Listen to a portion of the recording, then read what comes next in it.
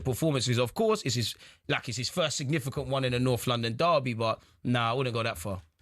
Saka's coming off, by the way, for Noni Madueke. Abby, in terms of what you've seen from Arsenal today, does this almost silence some of the haters in terms of Arsenal are going to bottle it? They haven't got the minerals to go to Spurs in a North London derby and win. You've got to give them credit for that. Do I? Why? Well, I don't know. See, I think Arsenal were really impressive today. I think a team that is meant to be the champions and winning the league should easily come to Tottenham and take them. City drew there a few weeks ago, didn't they? Yeah, they did, but it can be difficult. It can be difficult, but you were confident of taking points. Again, because I felt that if things were fair, I think they would have been. In my opinion, that goal should never be disallowed. I think that's not fair. I think it killed the game. I think the Spurs at that point, again, you can see the goal. Those are 2-3 minute incidents in a 90-minute game. Can I talk? You can see the Gyökeres goal, fine, fair. Spurs switched off from that, right? But I think that moment, Spurs are still in it. You've still got a hot, fiery game, and I think that what you were saying before was right. Completely took the sting out of it when you have the second. The game changed on that goal. The game massively changed, and I think that it's unfortunate because I didn't feel like, even though we haven't done anything massively different relax. under Igor Tudor today than we had done under Thomas Frank, because of what we have at our disposal. I think that the energy and the belief was there, and I think it just took the life out of us, really having that ruled out, and then obviously having that conceding the third goal. But Spurs they have themselves to blame for that, and obviously it's a lack of quality. I expect Arsenal, again, this title race to go the whole way. It's good, City are back in it. It's a shame that we couldn't help the cause and try to save the world, because I always want everyone else to do it. I would have liked my own team to do something, or at least come out of somewhere. Down. But look, it's a big gap in quality, and you look why one team in North London is, potentially going to win the league, and you look at the other one that's fighting in a relegation battle. So relax, get us out. Do you think that was the difference, DJ? In that second half, do you think Arsenal just show a little bit of extra quality? And this is why I said on the inside show in the beginning, I'm not scared of, like banter aside, I'm not scared of Spurs. I'm scared of ourselves. We have this ability of hitting ourselves, shooting ourselves in the foot. If we just do what we need to do, which is what we have done, Spurs can't stop us. Our problem has been, you're meant to win the games on paper that you're supposed to win, which we didn't do against Wolves, and on paper we should do against Spurs. But then you add in the fact that it is a North London derby. My boys are always up for the big games, regardless of how it pans out. So we've done what we've needed to do. I wouldn't even go as far as to say this game makes me more bullish about any title challenge or whatever. It's just, you need to go win the game. You needed to go get 3 points and focus on the weeks to come. You've got 11 cup finals now, innit? One done. Not a foul in any way, shape. No, I agree with you. I personally, I didn't think the disallowed goal. Do you know what? I'm not even gonna. Like I said, I'm not gonna use that as to why we've lost the game. Ultimately, Arsenal have been the better team. But my God, that's not a foul. And if that is a foul, the game is well and truly gone. Because what are we watching? What are we watching here? If that is ruled out for a foul, it was soft, wasn't it, to say the least? But you know, it's like CJ. You'd have to go against you in big games. You need that bit like to go away, don't you? Right? I don't know for that. Winners win, losers explain. I can only deal with what Arsenal need to focus on. No, but it's not even about you and your game. In all honesty, it's so much bigger than this. It's not about what's going on in this particular game. It was a long shot. What is important is obviously that Spurs are in a relegation battle, and it's like picking up points, and the fact that something like that is ruled out when the game can be level. Talk to the rest, man. I will be. Abby, have you seen though, in terms of that first 45 minutes though, do you think there is positive Spurs to build on under the new manager? Yeah. Yeah, there was a bit more fight and belief about it. Release it. I want 4. Gyökeres, forget everyone. Gray's not on nothing. Thank you. Thank you. I want 4. It's a slaughtering. He takes that goal so well. Winners win, losers explain. Stop talking to me about this ref stuff. All right, cool. We'll call it 3-1. We'll chalk off that goal. Thank you. Gyökeres, they say you play in jeans. They say you're a flop. They say you only do it against the small teams. Thank you very much. That's now 2 of my summer signings that are going down in Arsenal folklore. By the way, some finishing well, CJ.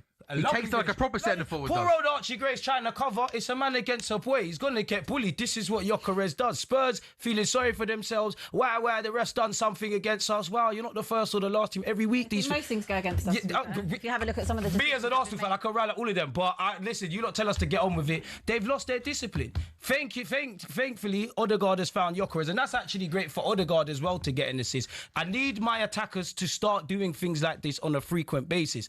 Lovely. Gyökeres, there's time for a hat-trick. I love that. He's just a bit of strength on Archie Gray, shrugs him off, and then still has Archie the Gray ain't got a composure to chance. come through. Yeah, no, I know it's maybe not the fairest of matches, but then it's a lovely, lovely right-footed finish into the roof of the net. Glockerus. Yes! Abby, thoughts? How you feeling? I actually have got nothing to say. You can't let Cockerill score 2 against Same you and Eze score against 2 against you. It's just, You can. you can. Yeah. You can and you just have. It's embarrassing. I said It's actually embarrassing. 2-4-1s. Exactly. I said 6:30 we're getting 3 points. Yeah. The difference is we actually did give it a go this time. So, You tried something different, same result, but you tried something different. That's all you can do in life. Just keep trying, man. I Keep long hustling. for a day where I've got We've played. got about 90 seconds left, guys. Then we're taking a break. CJ, I maybe leave the last minute to you. Then just talk us through this day and how big this is in the title race for Arsenal. Listen, make no mistake. Had we have taken anything less than 3 points, regardless of how we played, the title race is over. The minimum thing you can do is win every game up until that City game and see where you go with it. Boys, we conceded a silly goal after scoring, which again is a habit we need to eradicate. Second half, no one could be near us, innit? It was men against boys. It's a team on several levels above Tottenham. We got 3 points. We're going home. And we're probably singing in the rain. And Spurs fans evacuating, as they've been doing the whole half. Do you know what also makes me die with Arsenal fans, right? Like, when I never really text my Arsenal friends when they mess up. Like, I just prefer to wait. If you obviously then lost the league, then obviously that's when I go. But like I actually don't really. Like maybe in our group chat, like the DR group. Fair enough. But like I actually never do. And like even when we lose weekly, like my best friend, I love her to death. But like she'll text me. People I don't even chat to text me. That's what happens and to I'm me. like, why don't you just wait and make sure you win the league before you start chatting? I think every I'm Arsenal... not even in a conversation with you. I haven't spoken to you in like a year. Can you stop messaging To be fair, me? that's what I United don't fans care. do to me. You're just gonna get That's what United fans do to me, to be fair. just like it's like they want to just push it on everyone else. It's like, yeah, I can see. Like, what do you want me to say? Very irritating. North London forever. Oh my God, mute you. Do you want to sing us into the next show, CJ? No, I'm just saying. North London's red, innit? But we've been knowing this. Are we friends now? We've always been friends. I told you we're going to win. I said 6:30, Abby. You were the one that got on his face when Spurs equalised. I can't believe it. The clip is not going to do any justice. They're going to say that I was on you, and it was not. There is context. There is context. I told her. I tried to warn her. He started on me first. I tried to warn her. I said 6:30, we're winning. Well, what am I meant to do? People get on my back if I say I don't back the team. If I do back the team, then I'm being delusional. So, do you know what? I'd rather just not. Yes! You look, like Ryan says, time, man. It's the time. Let's go Chit King as well. So it's round the We've had 7 minutes of added time gone. Spurs 1, Arsenal 4, 2 from Gyökeres, 2 from Eberechi Eze. Arsenal do go once again 5 points clear at the top of the league. Of course, Man City will have a game in hand. And there goes the full-time whistle. CJ, Abby, thank you as always. Lee, thank you very, very much. If you are watching on talkSPORT's YouTube channel or your smart TVs, don't go anywhere. Natalie, Sawyer, Alan Pardew are next. All the very best reaction to the North London derby. Arsenal 4, Spurs 1. A massive win for Arsenal in their bid to be Premier League champions.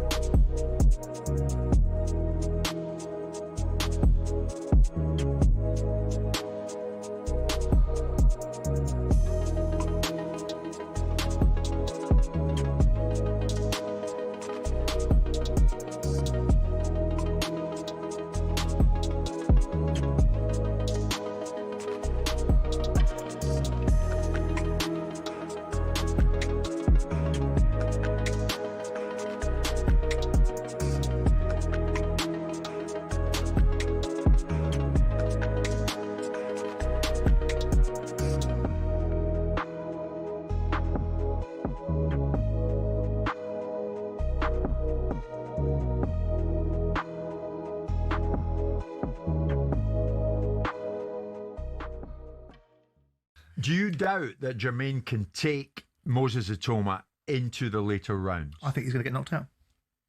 I do. I think I just know. And by the way, saying someone's going to get knocked out is not meant to be disrespectful. I'm not disrespecting Jermaine. I'm looking at the fight, looking at Moses Atoma, looking at what I've seen from Jermaine. And I think that ideally, I don't want to see an early fight. I want to see a good fight. I want to see Jermaine stick it on Moses Atoma. I want to see a good fight. And ultimately, we have an enjoyable evening watching two good fighters put something out. But I think Moses, I don't think he's been in with someone as quick and as fast and at this stage in his career. Going in with Anthony Joshua and Dillian White at their stages in their career is not the same going in with Moses. But on the other side of it, Moses isn't as experienced and as wise as those two fighters. And that's there's a trade-off. But I think, personally, with due respect to the man sitting next to me, I think he's going to get knocked out by Moses. But there's nothing to suggest that he will get knocked out because he's never been knocked down, never been knocked out. And I'm happy to be wrong. No, but what I'm saying is he's been, yeah, absolutely. But I say he had been in at the time with Anthony Joshua. Yeah, he was on a rebuild and a comeback, but that kid can whack, and he's still very, very dangerous. And Jermaine took some flush shots from him. The big question about Anthony at that fight, and it's always been about Anthony, was he gun shy? And there was, he was letting the shots go. There was an allegation at that fight. He was getting himself through that fight. Moses Atoma won't navigate this fight. We'll see. See, that's the difference between skills and just watching it. I made him fight that way. It wasn't that he had to fight. Fair enough. I made it that way. Fair enough. It's different when you're in the ring. Of course. You know, so like everybody expects Moses to come out and fight this way or do this and do that. I won't let him. No. He's going to have to try. He's going to have to try and try again.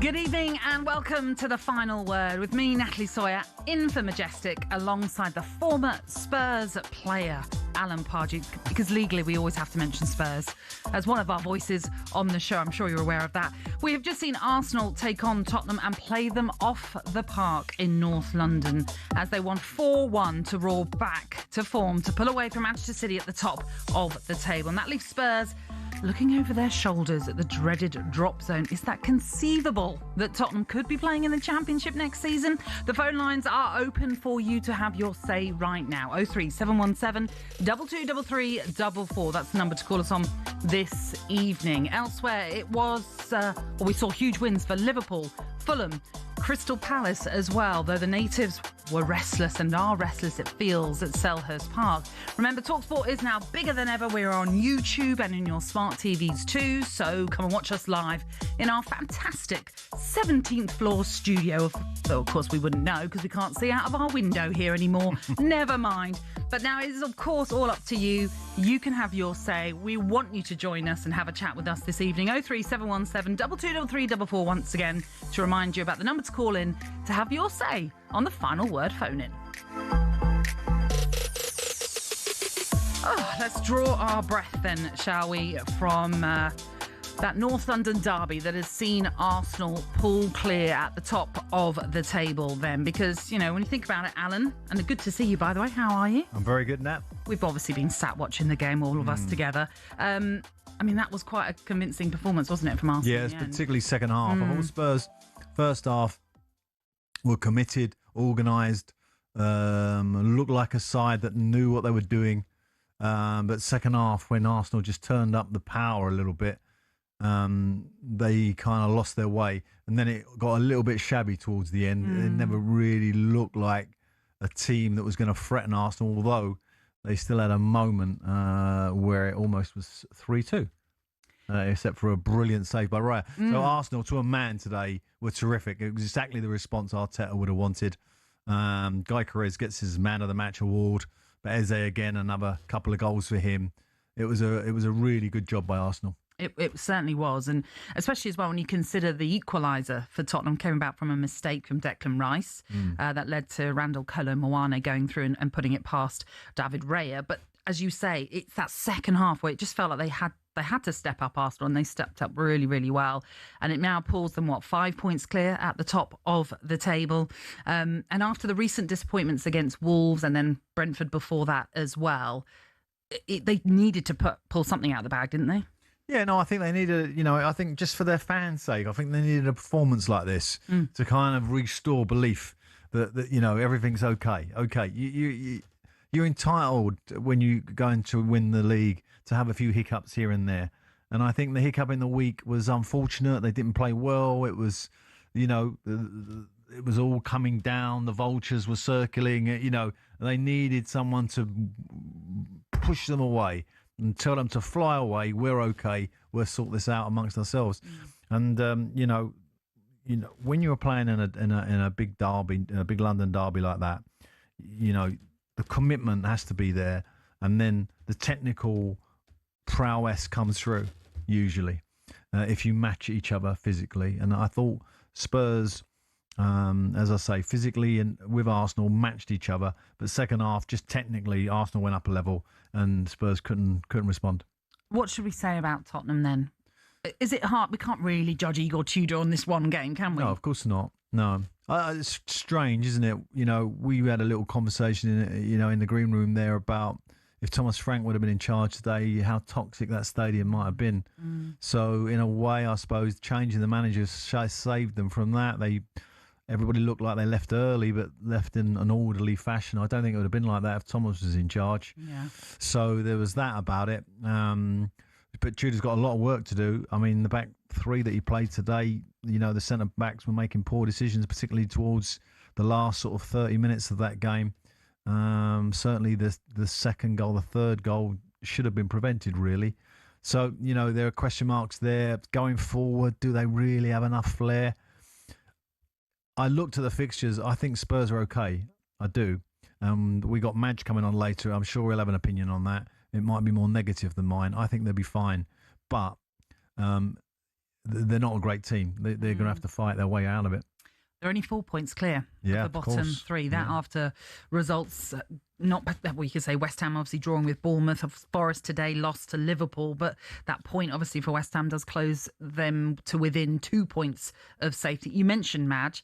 He's with us now. Should we bring him in? Let's get him. Let's see where he is. I don't know if you want to chat to us this evening after what you've just witnessed with your team, but how are you doing? Talk about boxing, didn't Well, yeah. If you want to talk about boxing, you were knocked on the floor there, that's for sure, a few times. Yeah, absolutely. And a bit like the fight I saw last night in Vegas with Ryan Garcia against Barrios, it was just a difference in class, really, with Arsenal and Spurs today, wasn't it? Pards knows I always speak the truth when it comes to my team, and Arsenal were just levels above us. And, of course, that first half, I thought the lads really put in a shift. I think you could definitely see that the manager had got into them about the pressing, and we was aggressive in the press. But it's so hard to do that for 90 minutes, isn't it, Pards? Well, it is, Madge. And, when you're playing out against this team like Arsenal, if you're committed to it, points, they're going to break out of that. And when they break out of it, then you've got to be sound. And I thought first half, even though Arsenal managed to get through the press, you looked fairly sound. It looked okay. But second half, it certainly didn't. And it looked like every time Arsenal went forward, I thought to myself, "Oh, this is dangerous. This could be a goal here." Agreed. Yeah. Agreed. And you said about, the three centre-halves, making the wrong decisions. We saw that with the third goal with Dragusin, who I thought was really good in the first half. That header, wrong decision, which let the problems. And then, for us, that second goal, Gyökeres, which was a great goal, by the way. He comes up. He's been under a lot of scrutiny this season, hasn't he? But he took the goal very, very well. But we didn't shut him down. He had so much space. I sat in the hotel watching it with Will, and we were like, you don't get that much space on Sunday afternoon football. Like, I don't know why he was allowed that much space to take a touch. Well, that was definitely a situation with the centre backs, Maj, because Eze takes Dragusin down to the left hand side, so Paulinho should have just gone tight. Should just gone straight in automatically, and he didn't. He just sort of stayed in his pocket. So sometimes there's a free centre backs, and I've played that myself at the end of my career at Barnet as a third centre back. You kind of think, because you're in your position, your hole, that you're doing your job, but of course you're not, particularly in that scenario.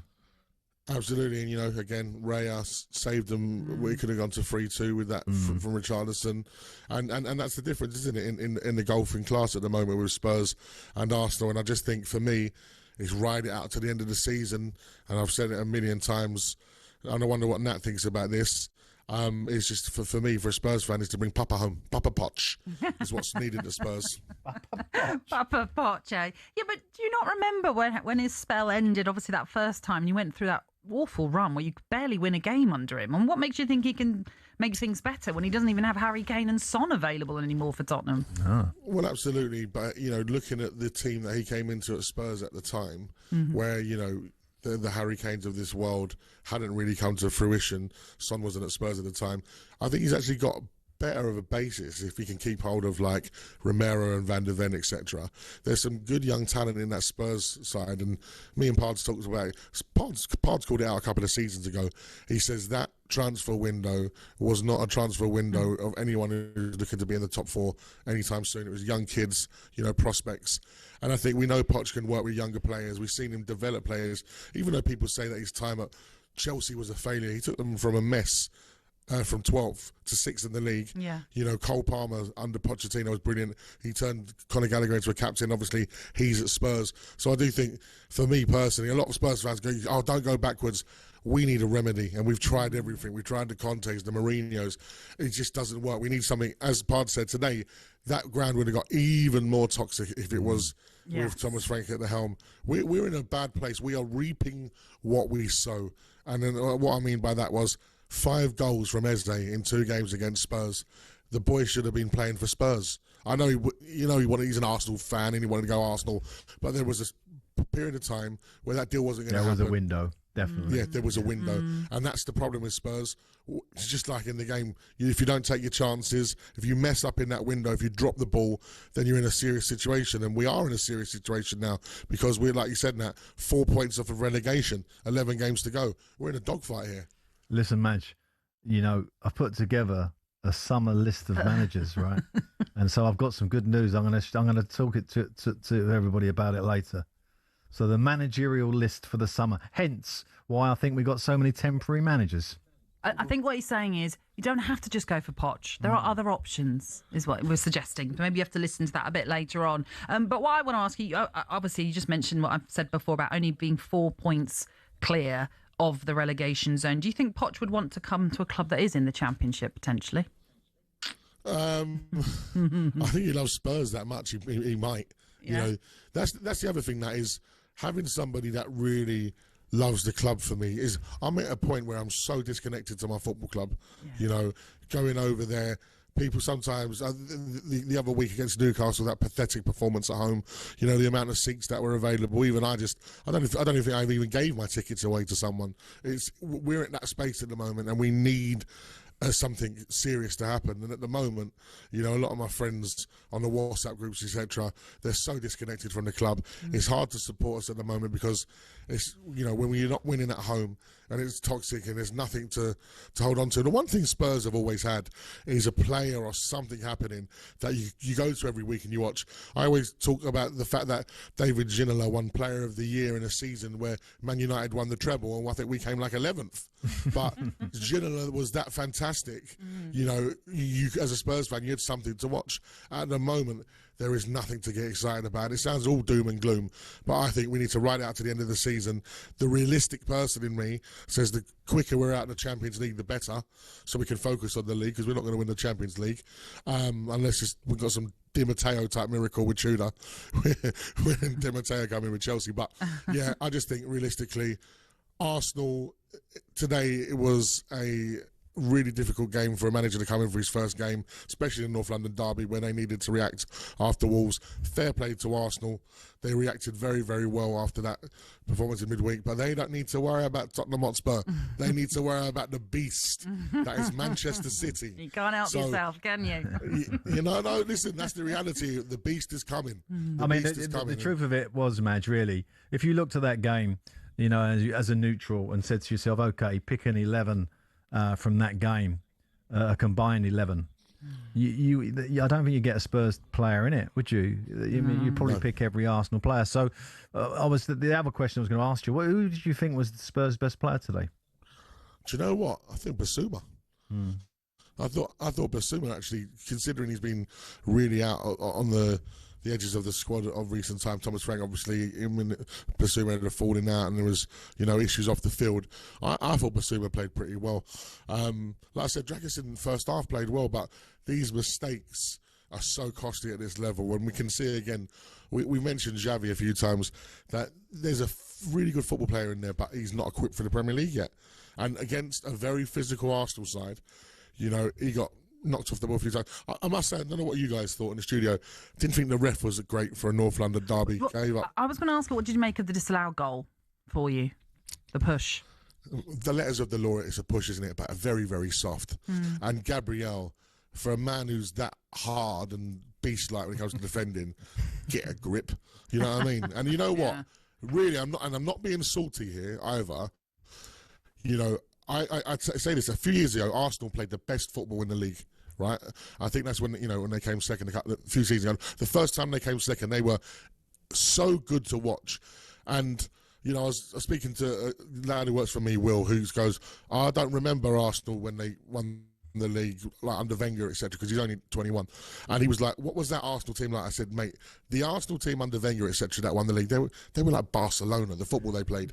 This Arsenal team that win the league, if they win the league, it's not the nicest way of winning a league, but it's winning a league, isn't it? I'd love to win a league. It's functional more than aesthetic. There's no doubt about that. 100%. But they're getting the job done, and that's fair play to Arsenal. They reacted after Wolves, but as I said, don't worry about us. It's the beast, and the beast is coming.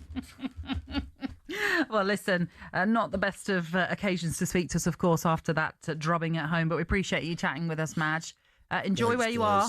Safe flight home, mate. Yes. Yeah, go easy, mate. Thank you, guys. See you next week. Oh, gosh, yeah. I mean, he's got to be realistic about it in the sense that it was especially that second half, very one-sided affair. But, it's great, that rivalry between Spurs and Arsenal, because he still can't get out trying to get a dig at Arsenal, can he? You can't help it. It's just a natural They've thing. lost, but he has to just turn it around. Big beast Man City's coming for you. They're coming for you. Exactly. Yeah. Well, listen, the phone lines are open. We want you to get involved. Tottenham fans, Arsenal fans, after that performance, are you now in a better mood? You've got to be in a better mood, because they had been. I mean, Luke Henry, who works here at talkSPORT, Arsenal fan, he has been crestfallen for the last few days after those recent Premier League results against Brentford and Wolves. But I'm sure most definitely of them have renewed. a spring in their step it's kind of renewed their spirit. I'm sure. Yes, I'm sure. So 03717 2233 44. That's the number you can call us on. You can WhatsApp us on that number. You can also text us as well to 81089. The lines are open. We are waiting to chat to you on The Final Word.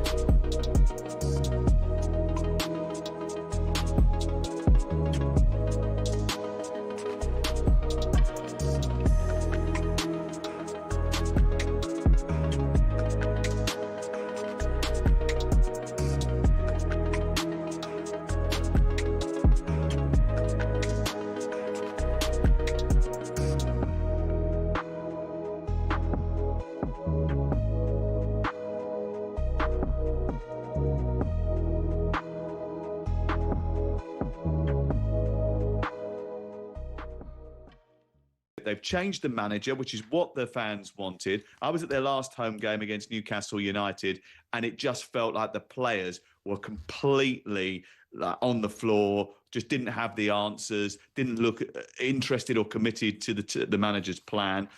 How will it be different under Igor Tudor, and has he had enough time to work with his players, Crook? I'm intrigued by this appointment because obviously one of the main factors is he's proven in the past that he can come into a team in a difficult situation, give them an uplift, put wins on the board, which obviously Spurs need to steer themselves away from relegation danger. But as Southampton found with Ivan Juric last season, who had a similar profile, there's a big difference between doing that in European leagues and coming into the Premier League and doing it. I do think you're right. I think the atmosphere around the stadium will be a lot more positive on Sunday than it has been previously. I think the change of manager, the fact it's not Thomas Frank anymore as much as anything, makes this a more difficult fixture for Arsenal. But what happens if they go behind early? What happens if they lose this game? That lightning rod effect that the Spurs hierarchy are obviously hoping for suddenly evaporates quite quickly. Yeah, it's slightly different in terms of the profile of the manager. I mean, you keep comparing Juric to Tudor.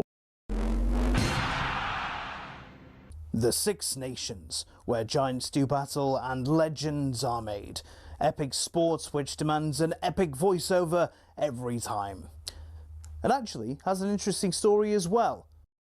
It all started back in 1871 when Scotland beat England in the very first international rugby match.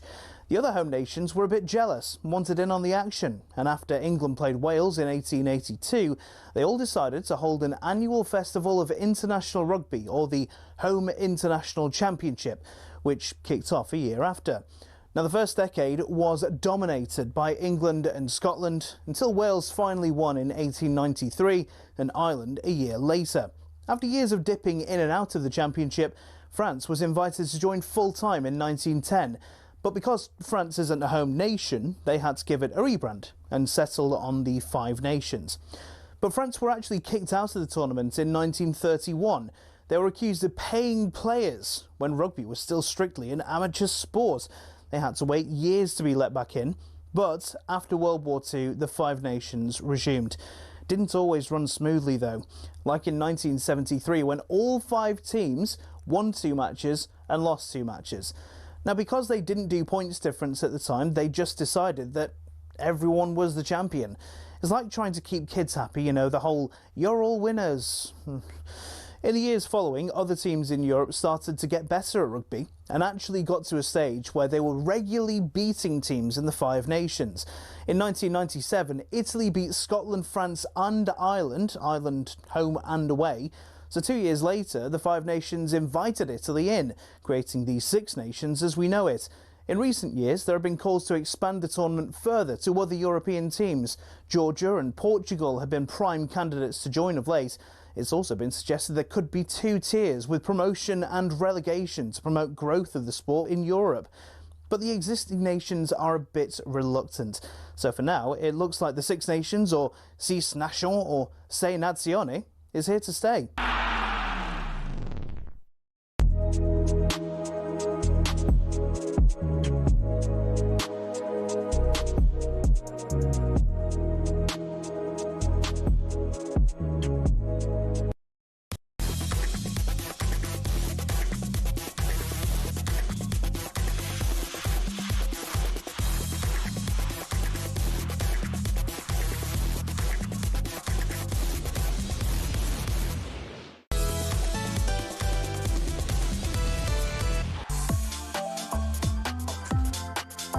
Good evening and welcome along to the final word on talkSPORT with me, Natalie, Sawyer, and the former Crystal Palace player and manager Alan Pardew. Yes, Palace fans, we will be talking about your game where, despite beating Wolves, there were boos for boss Oliver Glasner. Calls for him to leave his position as well. Even though he is leaving in the summer, it seems many Palace fans are done with him now. We are also going to focus, of course, on what happened in the big North London derby, and it's glory to the Gunners as they swept Spurs aside 4-1. Arsenal now go 5 points clear of Manchester City at the top of the table, but Spurs, they find themselves in a relegation dogfight. They're just 4 points clear of the bottom three. So why not pick up your phone, give us a call, let us know how you're feeling about your team's results today. 03717 223344. That's the number you can call us on to give your views to the nation on the final word. Phone in on talkSPORT. Right, I'm sure many people will get involved this evening. I'm sure many will want to just get things off their chest after some of the results today. Let's not forget Liverpool left it late as well to beat Nottingham Forest in perhaps not the best of performances, but there was a little bit of controversy to the goal. A little bit. With Virgil van Dijk and his sort of header downwards that then was blocked, and then the rebound fell to Alexis McAllister to pop in the winning goal. But there was very fine margins when it came to that offside call. But it did, if you look at the lines, and the lines were drawn as we were shown. But when they drew the lines, it was from his foot. Mm-hmm. Yet the whole body of the player was about a millimetre behind that foot. So it looked in real time. Yeah. I mean, if you was a linesman going back before VAR, 100%. You'd give it. You're giving offside. Yeah, yeah. So that's where I sit. Having said that, I know Arne Slot, because we have him on here moaning most weekends about decisions and stuff going against him, that he'll be quite pleased that the decision's gone his way. I'm sure he will. Yes. Absolutely. And in terms of what that means for Liverpool, they stay in sixth, but they're now level on points with fourth place Chelsea. Manchester United, of course, play tomorrow night when they head to Everton. So that could obviously slightly change how that table looks after tomorrow's result. But I don't know who the callers are. I'm going to say that right now, Ross, because I can't see my screen. My screen doesn't. Oh, come on, Ross. I do apologise. How can we bring in Natalie to do it's got a replace match and you can't even give her the tools? Listen, no, it's all good. It's all good because it's Tommy, the Arsenal fan, who's rung up this evening. Tommy, how you doing? Here we go. I've got my screen now. How you doing, Tommy? I'm very good. Firstly, all I want to say is it's happened again. Tottenham Hotspur, honestly, they're down. They're down. Do you think? They're down. They're gone. They're gone. Honestly, West Ham, win. Tottenham, send them down. I'll quite happily never play them again. Quite happily. Tommy, They should have got you managing, mate. They should have got you Tommy, managing. you should be celebrating your result, not worrying about Tottenham, what's going to happen with them. Listen, we're all right. We're all right. Listen, we've had a dodgy couple of weeks, but we're more than okay. More than okay. You know, honestly, it was men against boys out there. They offered nothing. They offered nothing. They should be playing Sunday morning. I reckon a good Sunday morning team would beat them. I'm not joking. We knew the Arsenal fan was definitely going to become a little bit more exuberant this evening. Yes. But Tom, that's a little bit too far. Poor old Spurs. Come on, my old team. Who did they beat? They beat the Arsenal, mate. Who have they beaten? They've not beaten anyone. Well, what, Tottenham? You talking about Tottenham, Tommy? They've won 2 times at home this season. Yeah, we know that. But looking at that, one of them was against my team, so I can tell you that for sure. The last time they were champions, it was black and white TV, and I'm 21. Tommy, let's forget about Tottenham. Let's talk about you then, because obviously you came into this game off the back of 2 disappointing results in the Premier League. Obviously, that draw at Brentford, the draw at Wolves, both of those clubs coming from behind. To go. Yeah, Very no, tough I'm not. Absolutely, I'm not disputing it. But just to say, obviously, the mood around Arsenal at that point, after that result, especially at Molineux, probably would have been a bit crestfallen. So to have got this result and to win so emphatically and so comfortably in that second half too, that surely reinvigorates you all that you can go on and win this title finally. Well, I mean, we don't lose there, do we? We don't lose against Tottenham. Keep turning it back to Tottenham. We don't. No, but you're comparing, obviously, the results, which I know you're going to do. Molineux, midweek, it's a tough place to go. I mean, they're down, they're gone. Mm-hmm. But listen, it's a tough place to go. In the Midlands, it's a very tough place to go. Then, obviously, to the North London derby, the biggest. It's their cup final, and we've run them ragged. Have you watched the game? Honestly, I'm asking, have you watched it? Yeah. Because it was. We watched it all ridiculous together. out there. And that's what we're saying. Second half in particular, you just took control of that game without doubt. We're going to win it now. We're going to win it now. That's what I wanted to Manchester hear. City, I was not convinced yesterday. I was not convinced. Big Vic. Victor Gyökeres, he's landed. He really has landed. Big day for him. Yeah, 2 good goals for him today, certainly, Tommy. On the back of Eze's. Let me just. I know you're busy and whatever, but if I ask you now, listen, I understand champions elect, Manchester City, when it gets to the second half of this season, they know what to do. If I asked you now, who do you think's going to win it? And let me swing it back on you. Swing it back on me. Well, on us, on Natalie as well. I mean, my view all swing year. It back on the Perrier. Sorry. No. My view all along is, but I wanted the Premier League to come back to London. I didn't really care if it was Arsenal, Chelsea, or Spurs, if I'm honest. But I just wanted it to come back to London. So I'm still with the Arsenal, and that's where I'm going. We're the Arsenal. Good man. Yeah. Good man. How about you? Natalie, isn't it? It is Natalie. This ain't the Tommy show, by the way, Tommy. Tommy, you're taking control of this like Arsenal did in that game. What am I thinking? It should employ me at talkSPORT, mate. Yeah. One step at a time, Tommy. One step at a time. What am I thinking? It's inevitably all going to come down to that game at the Etihad, it feels like. I do think both teams are going to further drop points. I can't see you all. I mean, we've seen it recently with Arsenal. It's quite a low point total at the moment in terms of the games played. So we'll see. Tommy, listen, go back to your day job. What's your day job? Day job, I work in a brokering firm, mate. No, that would make sense. That makes complete You've got the sense. gift of the gab. That makes sense, Tommy. Listen, enjoy your evening. Thank you, Tommy. Thank you. Listen, I'm sure other Arsenal fans are equally as happy as Tommy. And just a quick word on Victor Gyökeres. Was that one of his best performances this season, do you think? Oh, definitely. Because I think at times, and I'll talk, I'll view him as a Premier League manager if I was going to oppose him. He's looked a little bit lead-footed at times. He hasn't looked quick enough. He certainly, with his power, you would expect him to have been stronger around centre-backs.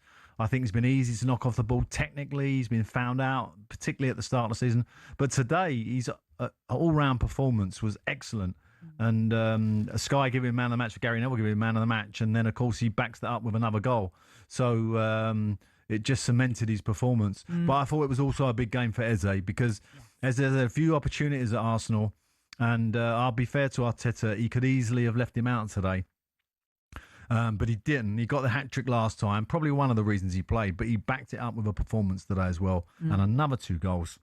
Yeah. So Eze and Gyökeres, that's when Arteta sits down tonight and, he'll be absolutely delighted with the whole performance.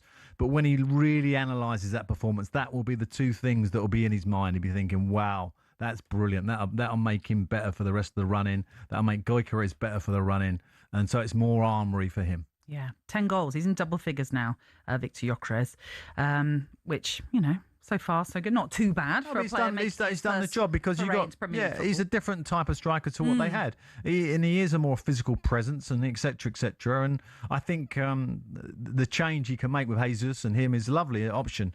So I think in terms of what he was asked to do, to come to this football club, be a physical presence, be the number 9, be a spearhead for us, I think he's starting to tick the box. Let's get to Darren, Tottenham fan, who's rung up this evening. Oh, Darren, how are you? Hi. Hello. Don't really know where to start. It's humiliating again, right? I rang you guys up in December, spoke to Jamie O'Hara when we lost at home to Liverpool. And they basically laughed at me when I said that this team could get relegated. And it's on. And now my whole issue with this is, it doesn't really matter who the manager is. It is the gross negligence of the owners of this football club over the last 10 years. If you remember, about 5 or 6 years ago, when Antonio Conte was manager, we beat Arsenal and they finished in the top 4. There's not one Spurs player today that will get in that Arsenal team. And that is because over the years, all we have done is bought average players because they don't want to pay the wages. They could have had Jack Grealish. I could go David Raya. They messed up on Eze. The only people to blame for where my football team is are the people that own the club and run the club. There's not one football person there. It doesn't matter who the manager is. Igor Tudor, Graham Potter. You could have had Harry Potter. It would make no difference. And you know what? Unless Spurs, I don't think they've got the players with the bottle for relegation fight. And the reason they might stay up is if either West Ham or Forest can't get enough points. And you know, if they did get relegated, the only positive you could take out of it is it would cost the owners of this club billions of pounds. The way that they've run this football club over the last 5, 6, 7, 10 years since the Champions League final is an absolute disgrace. There's not one of our players, as I said, we're getting the Arsenal team. There's not one of our front six that will get into another top 6 team in the country. I don't disagree with some of that. I mean, I would say going down would be the nuclear option, and you don't want that because, you know... No, of course you never want that. No Spurs fan would want that. But let me tell you, in terms of the recruitment of that football club, I think you're spot on because the last sort of, well, let's say 4 windows, but we can take the last one out, by the way. The last one was okay. The 3 before that have all been poor. And this is the effects that it's having on the team now. This is not... Alan, it's not Thomas Frank or Tudor. You're right. No, it's definitely the playing squad, I'm afraid. You're a manager, yeah? You're a manager. When you do a transfer, you get players in to improve what you've got, yeah? Correct. Right, since Mauricio Pochettino was there, there's not one player in that team that will get into his team. Into Poch's team. No, probably right. No one. And the reason... Van der Ven, maybe. Maybe Van der Ven. Van der Ven, maybe. Yeah. The reason we're banging trouble is we can't score any goals. Yeah. And that's because, as I say, they could have had David Ray didn't pay the money. Grealish, they didn't, for over £2 million. It's always been like this. And because Spurs, that nowadays, any club, no disrespect, Bournemouth are going to spend £50 million on a player. Yeah. In the old days, we had the money, no one else did, and we messed everyone about. No one wants to deal with Spurs. And they've got and since they lost Paul Barber, they haven't really had a football person at the club. I think that there is a little bit of truth in some of that, what you're saying, because I think some of the agents have been put off by how to task they've been put at Tottenham in terms of trying to do a deal. And they're a little bit like, you know, and one of the issues the Premier League is having, particularly teams like West Ham and Spurs, why they are in the position they're in a little bit, is because the teams below them, that lower part of the Premier League is functioning so much better, so much more professionalism and paying the money, as you quite rightly pointed out. So therefore, they're in the same ballpark. And okay, if you come to Bournemouth, we'll give you a stage. Definitely you'll play. There's more of a criteria. Okay, if I was an agent, well, I want to park my new young centre forward who's only 21 at Bournemouth because I know he's going to play, rather than sit in Spurs' reserves and might get the odd occasional game. So, you know, there are some factors that are causing problems for teams like West Ham and Spurs who normally would have that second string of player now down. That they would always get them. Yeah. Does that make sense? Yeah, no, absolutely. And so sometimes with Spurs, you would get that first group player would go to Spurs because they have the finance to do it. Unfortunately, just then they've not arrived. And Van der Ven being a rare exception. Yeah, I mean, I think Eze is the example what you're talking about there as well. When you consider they courted him for quite a while, it took forever, it feels, for anything to have come together. And then Arsenal swoop in, and then by that stage, Eze obviously wants to go to Arsenal, as he has. Yeah, and I only think that I'll be interested one day when Arteta writes his book whether Eze really was the subject of a couple of injuries and a little bit of forward planning and rethinking when as you say, if they could have been done the deal at Spurs before that rethinking process it at Arsenal was dragged on, and Arsenal came in and it happened really quickly. No, that's what I'm saying. I think Arsenal had an injury or whatever, I can't quite remember, but or they had a rethink, well, why don't we just take him? It just strengthened us so much more. So before that rethink happened, they could have done the deal. Yeah. Darren, thank you very much for your call. It was a great call as well. If you want to have your say this evening, you are more than welcome to. You can give us a call on 03717 223344. Arsenal fans, we want to hear from you. Are you now thinking this is it? You can go on and win the title after that great performance at Tottenham? And Tottenham fans, are you worried about the possibility of relegation? What, Nat? What's really weird is I started this show 2 years ago, I think. Maybe more than that, I can't remember. And I remember the first sort of Tottenham caller come on, before they started the real bad run under Ange. I think there was top of, when there was top of the league. Yeah, they started because he was manager of the month. Correct, in August or something. Yeah, and I was suggesting that you would put Tottenham up as a model of how to run a football club. Wow. The stadium, the training ground, and they're now top of the league, which they were in August. And how Daniel Levy had manipulated the market to kind of keep all the wages of the club low. Hence, okay, they've lost Harry Kane, etc. So that's that's just how quickly football changes. And now if you ask a Spurs fan now about the model, now it's a very, very different story. And when you sometimes look at how the Premier League evolves, it evolves quite quickly that's moving all the time. It's like a moving feast. You've got to stay with it. If you come off the table, bang, you're out. You're out. You stand you're still. Out of the game. You just can't do it. We want to hear from you, though, as I say. So, 03 717 223344. Join us on the final word.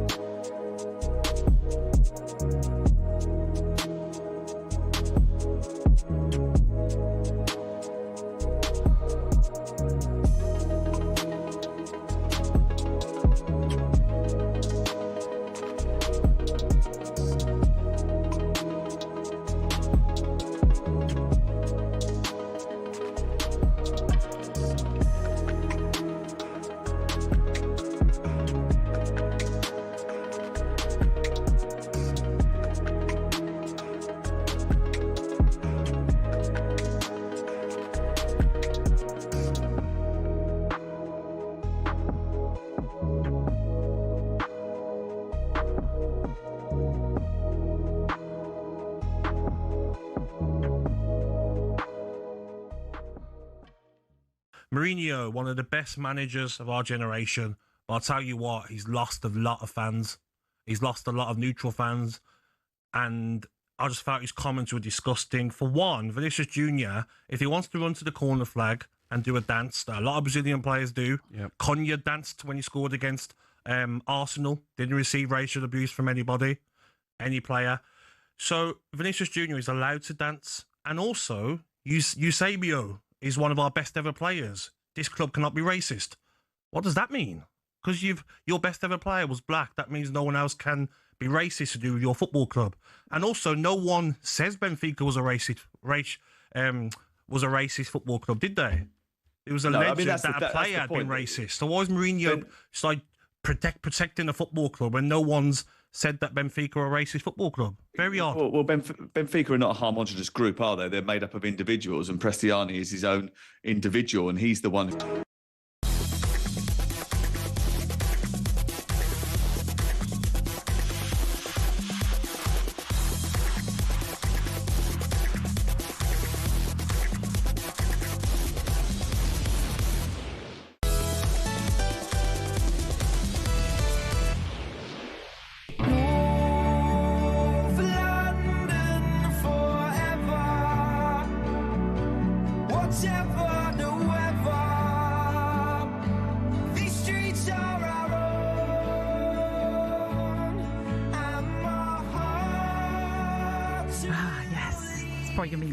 Being sung in pubs right now in North London after that 4-1 victory for Arsenal at Tottenham, which means they are now 5 points clear of Manchester City at the top of the Premier League. And you're joining the final word here on talkSPORT. It is with Alan Pardew and me, Natalie Sawyer. We're taking you through until 9 o'clock this evening, so it's your chance to join us. Have a word about your team's performance, whether it's good or bad. We are ready to listen. So we do also want to hear from Crystal Palace fans, for example. You may have beaten Wolves, but you left it late to do that today. But there were massive, massive boos aimed at Oliver Glasner after that result. So Nottingham Forest fans might also want to get involved after they lost to Liverpool. It means that they are just 2 points clear of West Ham with this fight for relegation. And Fulham put in a great performance. Not easy to win at the Stadium of Light, but they won 3-1 as they beat Sunderland in that game. So more calls from all of you, please, this evening. We'd love to hear from you. And Jay has done that this evening too, the Arsenal fan. How are you doing, Jay? Evening, guys. Very well yourselves? Yeah, we're good, but I imagine you are much better than us after this result. Yeah, I mean, it's been, like your colleague, you were saying at talkSPORT, he's had a tough week. It has been a tough couple of weeks, but one of your colleagues also said on the air that it was Max Rushton that said Dr. Tottenham can cure everything, so maybe we could look at it like that. I don't know. But the point I'm not getting carried away because there's still a lot of football to be played, but I really wanted to just look at Gyökeres and say it is good to see the improvement. And you can look, going back to sort of like the Leeds game, he started to get a few goals. He got a couple in the Champions League. He's just scoring a bit more, and I think we're playing more to his strengths. But the point really is that he now has the same Premier League goals as Ekitike, similar transfer money. He's got more goals than Mbeumo, similar transfer money. But yet the media have been hating on Gyökeres for a long time this season and giving him a tough gig of it, really. And I know you back it up with performances, but so much better to see how well he played today. He's just got to now keep doing that back and forth and keep those goals coming as far as I'm concerned. So big change, really. Yeah, there's a couple of things on that, Jay. Firstly, I remember him at Coventry, and I always thought to myself, how is this boy playing at Coventry and not going in the Premier League? He really was a handful, quick, great, exactly how he played today. And then obviously he went to Sporting Lisbon and had an unbelievable run of form there. But when he come over to Arsenal at the start, the criticism that was levelled at him was fair, I thought, because he started very slowly. I don't know if he was kind of overruled by the size of the club, because Sporting Lisbon to Arsenal, trust me, is a massive jump in terms of facilities, size of club, social media, etc. And, as a player sometimes, you just need to feel a bit more comfortable. And I think he's starting to feel comfortable being an Arsenal player, if that makes sense. Because when I was at Newcastle, I sensed it a little bit. Some players really struggled with the size of the club. And I think Gyökeres, as brash and as bold as he looks, and he does that, celebration after his goals, doesn't necessarily mean that he's cast iron confident all the time. But he was much improved today, Jay, wasn't he? He really looked a handful all game. Yeah, and I think one thing we haven't had for a long time is a genuine striker up top for us to play balls into, cross balls into the box, actually look for a target man. And I totally agree. The start he had to this season, I think as Arsenal fans, our expectation, I actually think with football fans now, you sign a striker for, let's say, more than 50 million, the expectation of that striker is an Erling Haaland.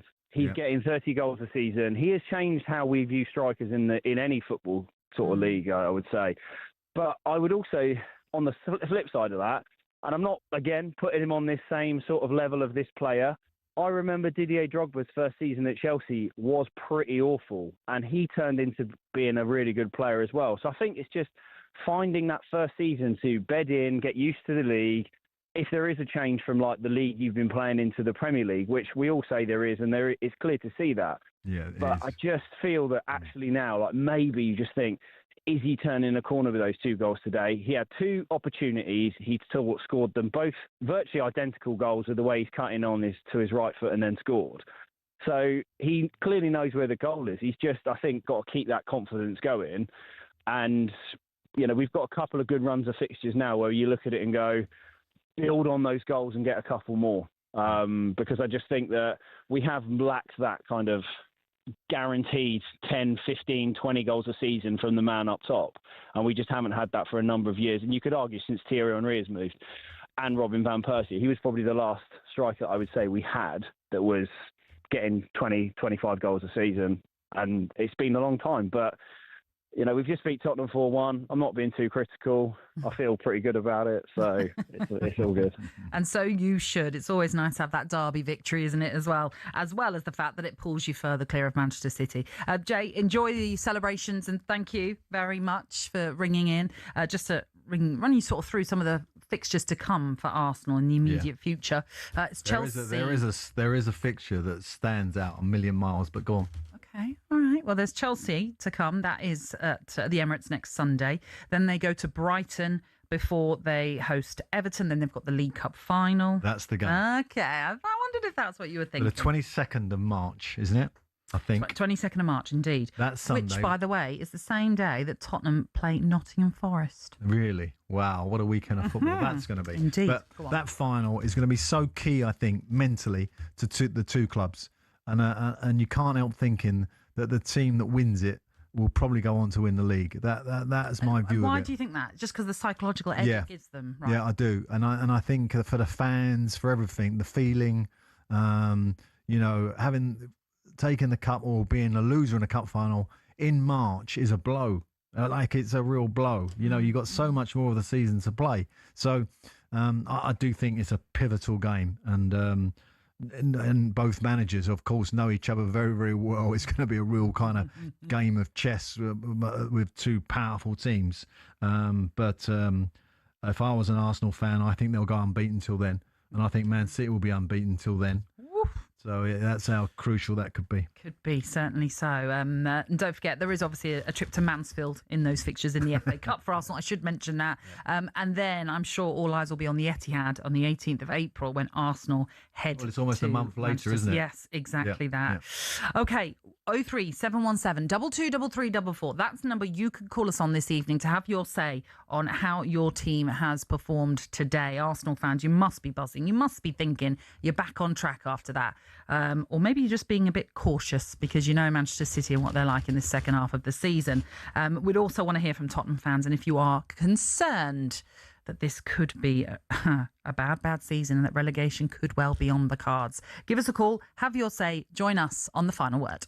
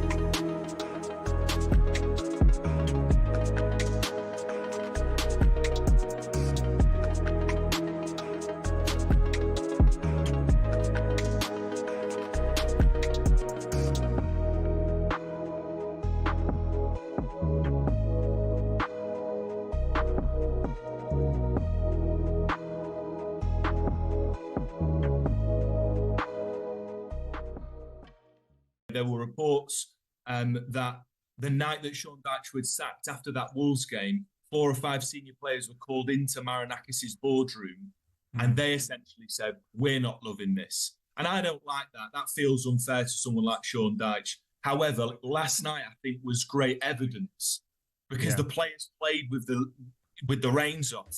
They played with freedom. And I think it shows that how maybe unhappy some of those players were under Sean Dyche, the fact that they went to Istanbul, to a team unbeaten domestically under Dominic Tedesco, and absolutely played them off the park. Yeah, on paper, Max, you look at your team. I mean, I know, yeah. Hudson-Odoi on the wide, on his Gibbs day he can do it. Hutchinson, Yeah.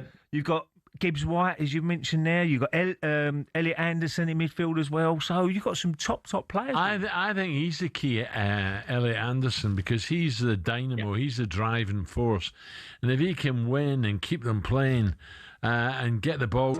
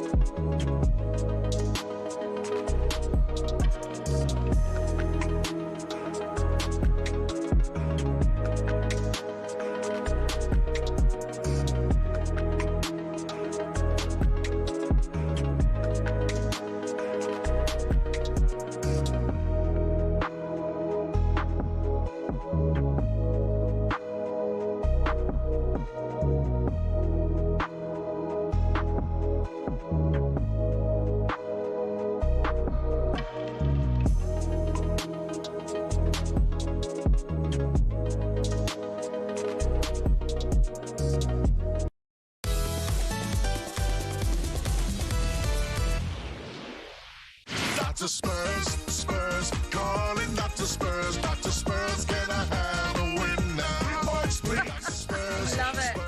Oh dear, yeah, this is the final words here on talkSPORT. Alan Pardew and Natalie Sawyer in for Madge, who is singing along to that song. Unfortunately, he's not with us, but he did join us earlier, and as you can well imagine, not happy with today's North London derby result. But it goes further, he says, than simply the manager. This is, well, going beyond that. It's the owner's fault. It's the lack of spending, it's the bad spending as well. And Chris from Southend WhatsApped us a little bit earlier on. He said how the last caller, Darren, who joined us, summed it all up. It doesn't matter who we get in as a manager. It is the owner's faults. They will not spend any money. Recruitment has been poor. They pay the wages and spend some money, is what Chris from Southend is saying. Just a little carrot on that is that, you know, your net spend is actually quite high at Spurs. It's just that they're not investing well. You know, if you invest well, and if you look at Manchester City's net spend, okay, they've spent an absolute fortune, more than anyone else. But of course, they've recouped 40% of that money back by buying and selling at the right time. And that is another crucial factor that you have to put at Spurs. It's not so much the recruitment into the club being successful for the club, but also to give you a financial benefit going forward to then enhance the club. So, you know, they're not getting any kind of mileage out of these players. They're coming, they're not doing very well and selling for a lot less, or loaned out, or going on free transfers in Harry Kane's situation. Looking into the issue as well at Tottenham is injuries, and that's been prevalent with Andrew Postecoglou, Thomas Frank. Correct. They've got, according to the website I'm looking at, 11 players out. Now, of course, Christian Romero is suspended, so slightly different, but the majority are out due to injury. And I did look, at the time that Thomas Frank got sacked, I looked at Transfer Market, which I'm sure many people use. You are a bit of a fan of Thomas Frank, though, as we all know. No, I am, but this is not why I was looking at. I was just curious. Just okay, just checking. You know, I feel sorry for him, but it was probably the right decision because they weren't just dreadful, weren't they? And sadly, under him by the end of his time there. But he only ever had 4 fit players, as in 4 continuously fit players. 2 of them were goalkeepers. You had me worried there for a minute. No, as in, like, there were only 4 available throughout the entirety of his time there that he could turn to. 2 of them were the goalkeepers. So that goes to show how bad the situation has been at Tottenham with those injuries and suspensions, of course. Look, if I walked in there this week and my name was Tudor, Mr. Tudor, right, I would have gone straight to the sports science department and asked for a report of what's been going on here, because it doesn't read well. It doesn't look right. And when you look at an injury list like that, it's not just impact injuries, of course. There are muscular injuries. What's our warm-up like? What's our prep like? What nutrition are we using? What supplements do we use? What's our recovery process, etc., etc., etc.? I want it all written down. I want it all knowledge. And actually, when you do that, sports science team, 9 times out of 10 with a doctor will defend themselves to the hilt, of course. So then you've got to look through that as well. You know you're going to get this report that's going to be slightly swayed one way to them to kind of recover their backs, because you don't want people to lose their jobs. But on the other hand, you've got to get hold of it. So the leadership of that football club that shouldn't be led by the manager, by the way. That should be done by the technical director and the owners of the football club. And if they're not on that, then there is a real worry, in my view, if you're a Tottenham fan. This is the issue, ultimately. You know, you look at this team that even Igor Tudor had to put out. It's a makeshift team. The fact that they're having to put Paulinho into the back line, obviously, is not his favoured position. No, and he got caught out a couple of times today. He made his decision. He's a brilliant player. He's so committed. He's a midfield holding player. To put him in at centre-back is always a worry, because at some point he's going to make a wrong decision, because it's not natural for him.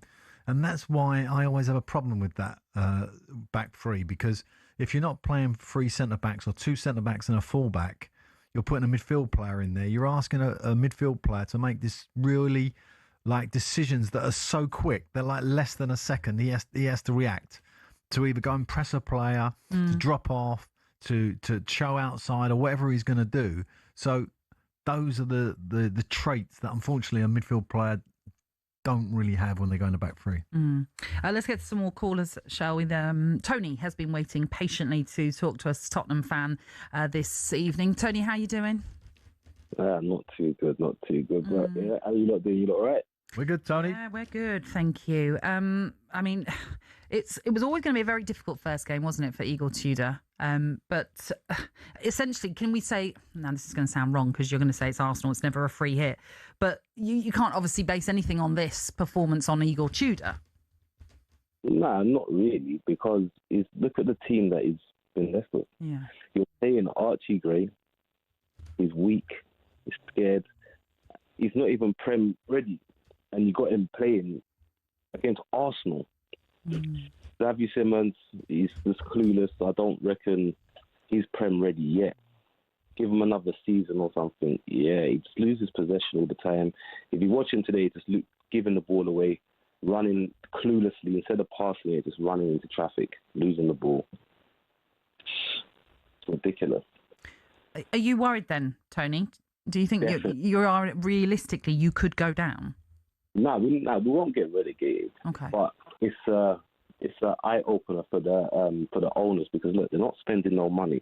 You need to get the correct, you need to spend on the proper players and with the proper tools and the proper skills to elevate and do the job. You can't have teenagers in playing against Arsenal and that. I mean, when you look at the team today, Muani, I thought did okay actually. Gallagher and Simmons at times were non-existent. Bissouma and Sarr worked hard, but they had so much to do. By the way, outnumbered in there. I mean, if you're going to go out against Arsenal, you don't really want to be outnumbered in that area.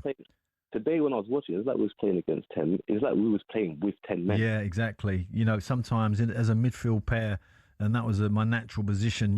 When you got 3-4 sometimes in that zone, you need a little bit more help than you was getting from Gallagher and Simmons today. And as you say, Gray out as a wing back and Spence out as a wing back. There was always going to be opportunities for Arsenal for their fullback. So I thought the setup was okay, but as you say, when you look at the names and you compare them to the Arsenal, unfortunately, you're nowhere near it. If you look at it, they're supposed to be spending money to have a squad. If you're spending money just to have a first 11, then when you get injuries like we get in all of these injuries, look what's happened now. Yeah. If you've got other squads, they've got other top players in their squad. So when they get injuries are inevitable. We're going to get injuries. It's a sport. So they should know that they need to get top players in. So when we do get these injuries, we've got people to fill the positions. You can't get a 5 out of 10 to fill the role of a player who's 8 out of 10 or 9 out of 10. We need to get at least a 7 or 8 out of 10 to fill that role. when people criticise Arteta, and they have been criticism of Arteta, he's got to win the league this year or he's going to get the sack, etc. Let's have a look at the benches today, right? I'll read the benches out for you. Okay, this is Arsenal's bench: Jesus, Norgard, Calafiori, Lewis Skelly, Azerbaijan, Madueke, Odegaard, Martinelli, Mosquera. That was the bench, right? This is Spurs bench. Wilson, Williams, Barrett, Alusi, I think I'm saying that. Alusis, yeah? Maybe I'm saying that wrong. Souza, Roswell, Austin, Tell, Richarlison, Solanke.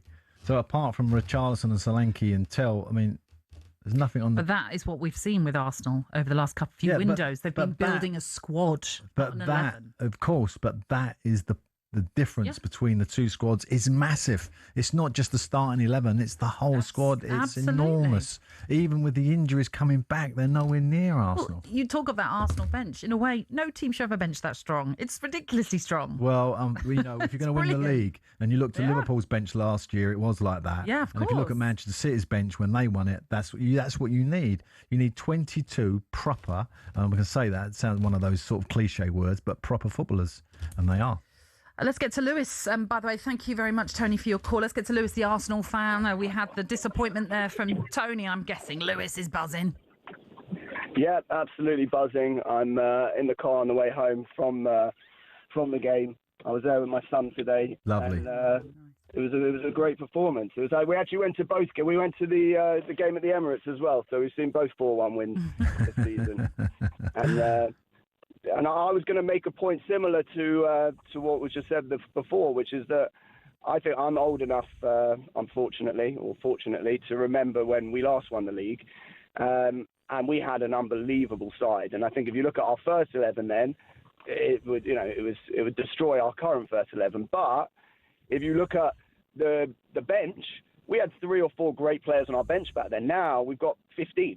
Yeah. There is no player that will come on for Arsenal that as a fan you're like, oh God, not him. I hope, and I think all clubs have that. And over the years, you've always got. Oh, we lost him. No, he's back. Oh, can you? Yeah, you're back, Can you hear Lewis. me? You're back. Sorry. You're back. You're back. I'll pull over. I said normally as a club, there's always a few in your squad who you get nervous if you see them in the starting lineup, or you get nervous when you see them coming off the bench.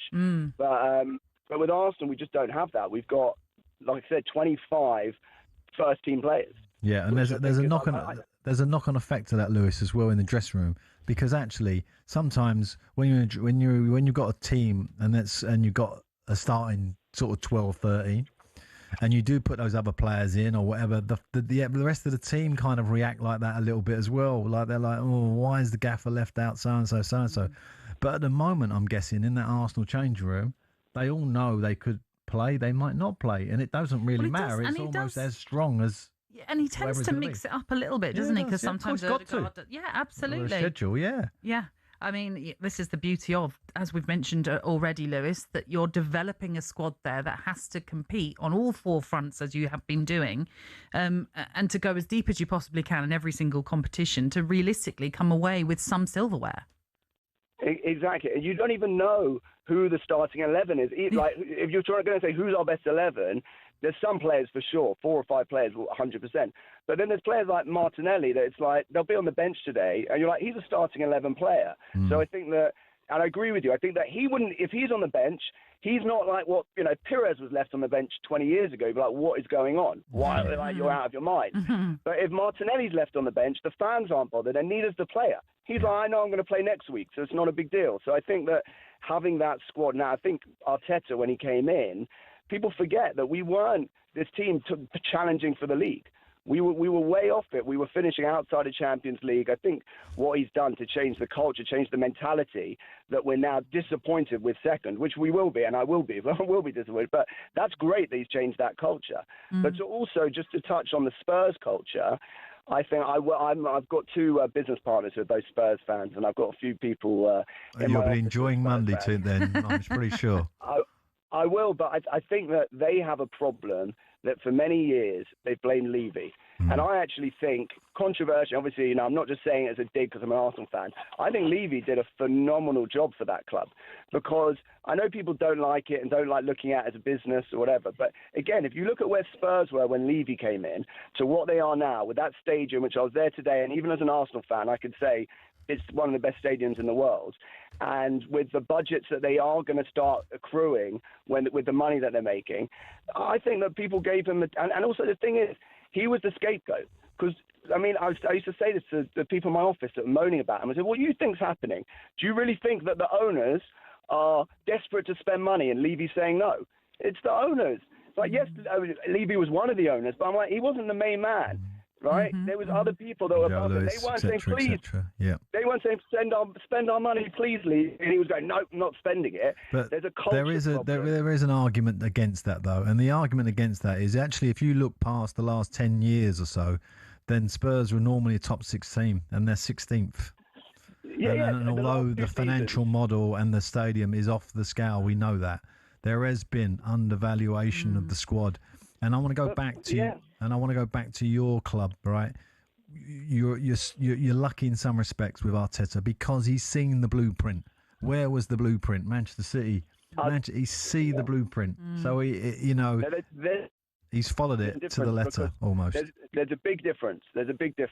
You look at Man United, they were unbelievable for many, many years because they stuck with Ferguson. Even though he had a bad 2 or 3 seasons to start, they stuck with him. Wenger, yes, he came in and did well from the beginning, but they stuck with the manager for a long time. Klopp didn't do well in his first few seasons with Liverpool. I remember looking at the stats, and in his first however many games it was, he was on par with Brendan Rodgers.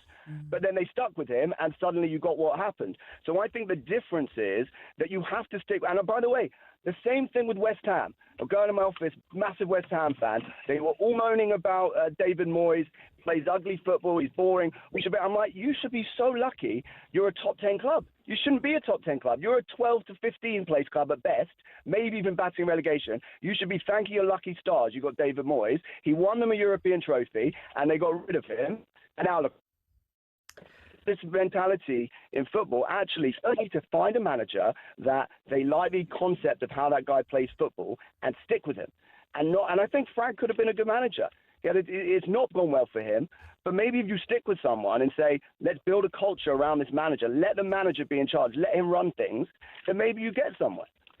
Lewis, good call. Thank you very much. Enjoy the rest of your Sunday Lewis is evening. right, of course, about the managers, but the problem is, particularly, and I think this has really surfaced in the last 18 months in a way, is that managers are almost becoming untenable at some clubs. You know, like the social media and the constant sack the manager, you're getting sacked in the morning chant, right? Which we hear almost every Premier League stadium. Actually, at some point, you only got to be losing 2-0, you're getting that shout. So I think that has become difficult for owners, because did they really want to sack Thomas Frank? You know, really?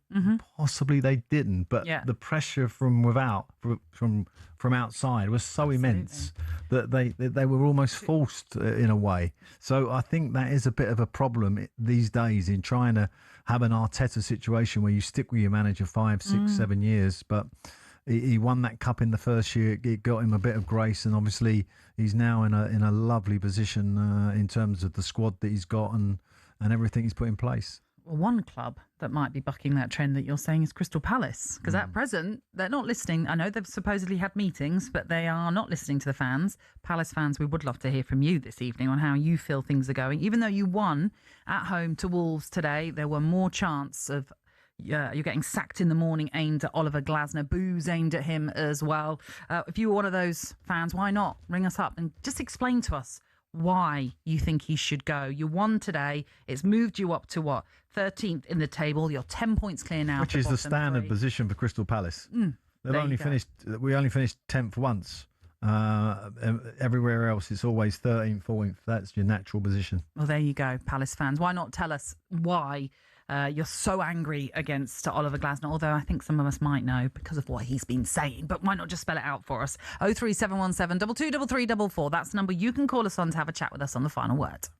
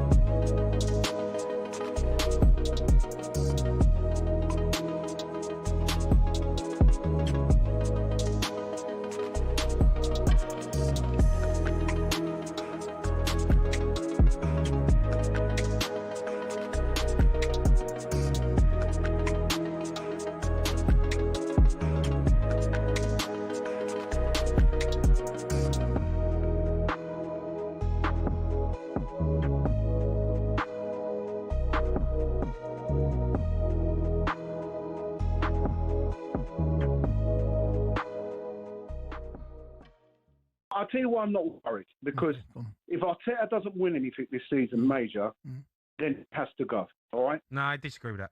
No, well, you would, wouldn't you? But we don't sack managers every other week. But you can't sack right? a manager who gets to the latter stages of every competition. You can't. You can't. You can when the pattern emerges. You can sack them. The Would you sack pattern him? emerges. Chelsea did it. It depends what they do. They won things. So, John, Okay, here's a question. Would you sack Arteta if they finish second in well, what happens in the Premier Champions League?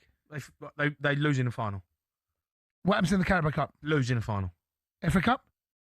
Lose in the final. No, mate, he's got to go. You can't. You're gonna sack him. You can't get to three finals. You can't get to 3 finals and finish second.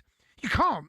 That to me tells that is all the evidence. No, you well done. It's a little bit like what Claudio Ranieri done at Chelsea. Chelsea he finished second that season. We beat Arsenal in the semi-final, quarter-final of the Champions League. Got beat by Monaco. Jose comes in. We've gone from second to the quarter-finals to almost winning. We won the title, won the Carabao Cup. Arteta might just be that man. He might be the nearly man. he might be the man, but he might be the nearly man. If he's the nearly man, well, you sack him. You've got to be careful what you wish for, James. You built this team for him. I'm not.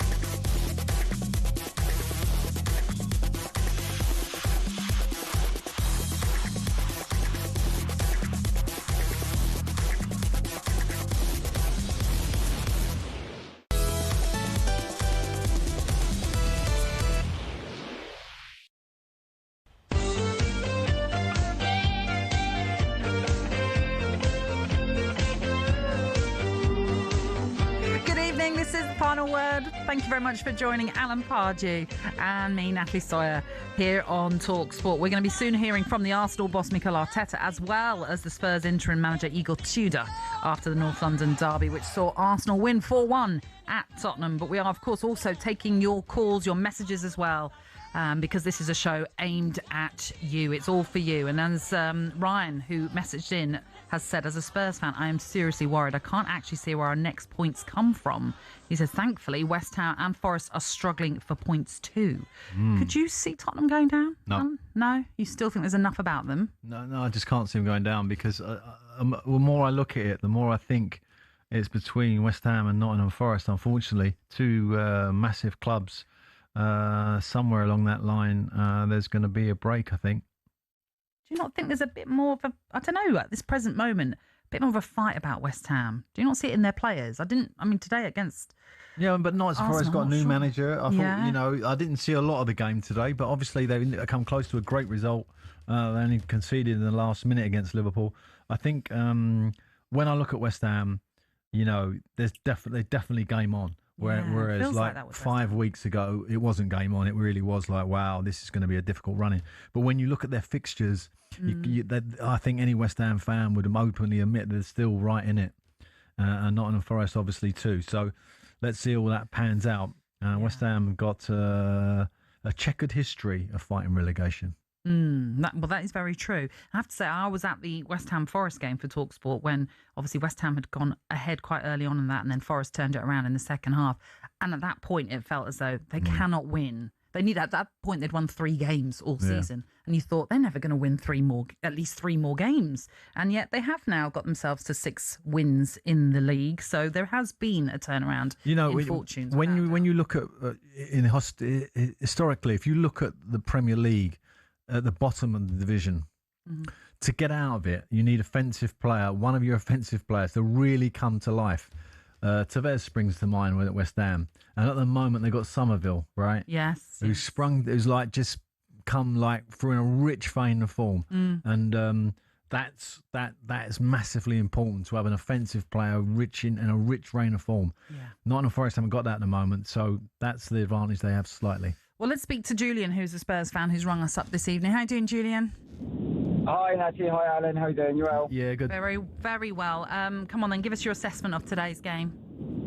Yeah, perhaps a little bit controversial. So I've been listening to some of the points that other calls have been making, and you know what? I don't actually disagree about how the club's been managed. Generally speaking, I think player investment's been really poor, but just looking at today, I think, myself and my son went to the game. We weren't expecting to win necessarily against the full strength squads of Arsenal.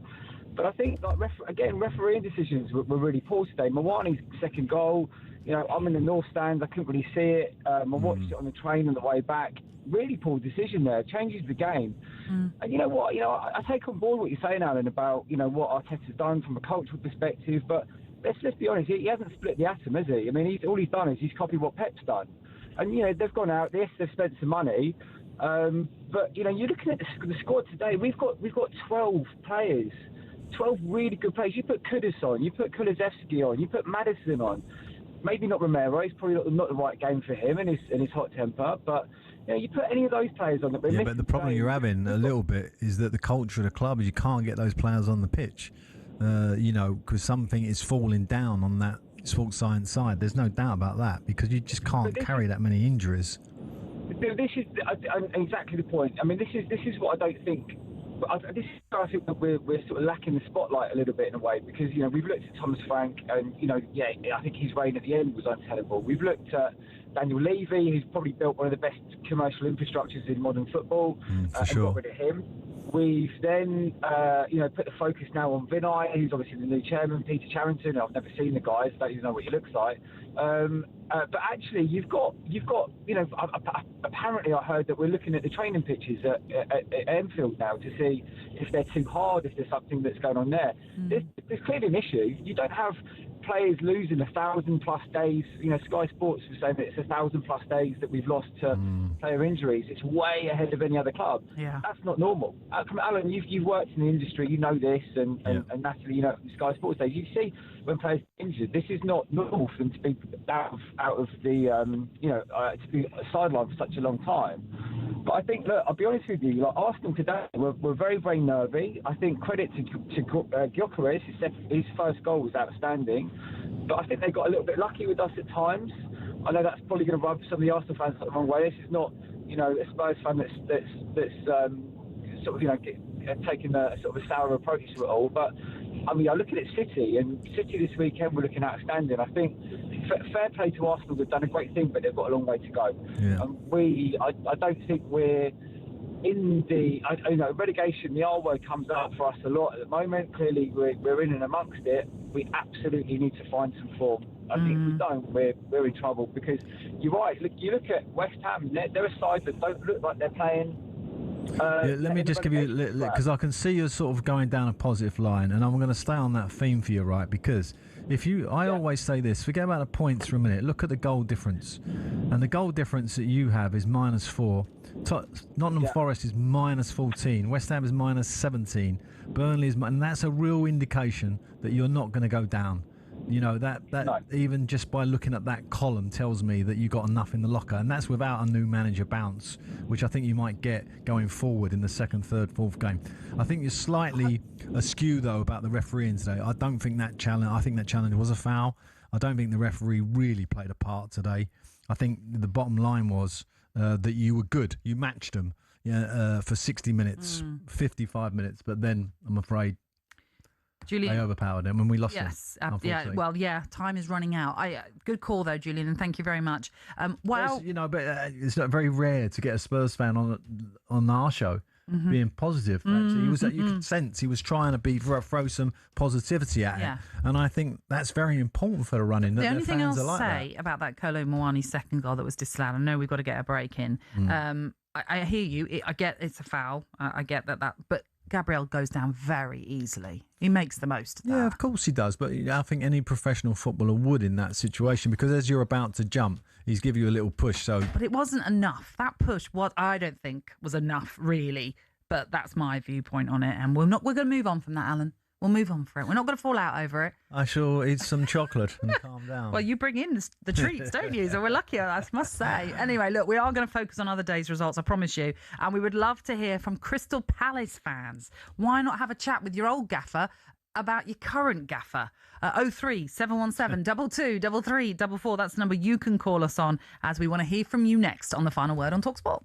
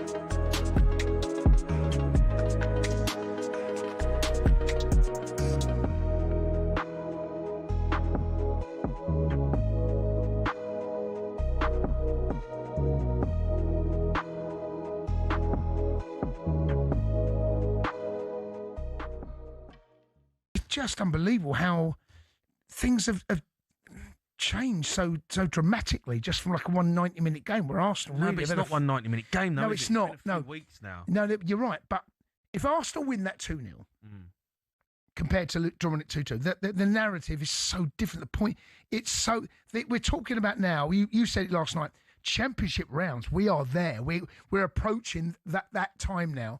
And here's the funny thing, right, is that it's... Man City, right? They're not putting Arsenal under pressure. This is not like Man City and Liverpool going toe to toe, where City win, Liverpool win, City win, Liverpool win, Liverpool draw, City win, Liverpool win, City. And do you remember that under Klopp and Pep, right? Yeah. You know, and I remember when Chelsea were going toe to toe with Man United. You know, there'll be that they win, and you have to go. And there's like the points difference was minute, and every result mattered. The only reason that mattered.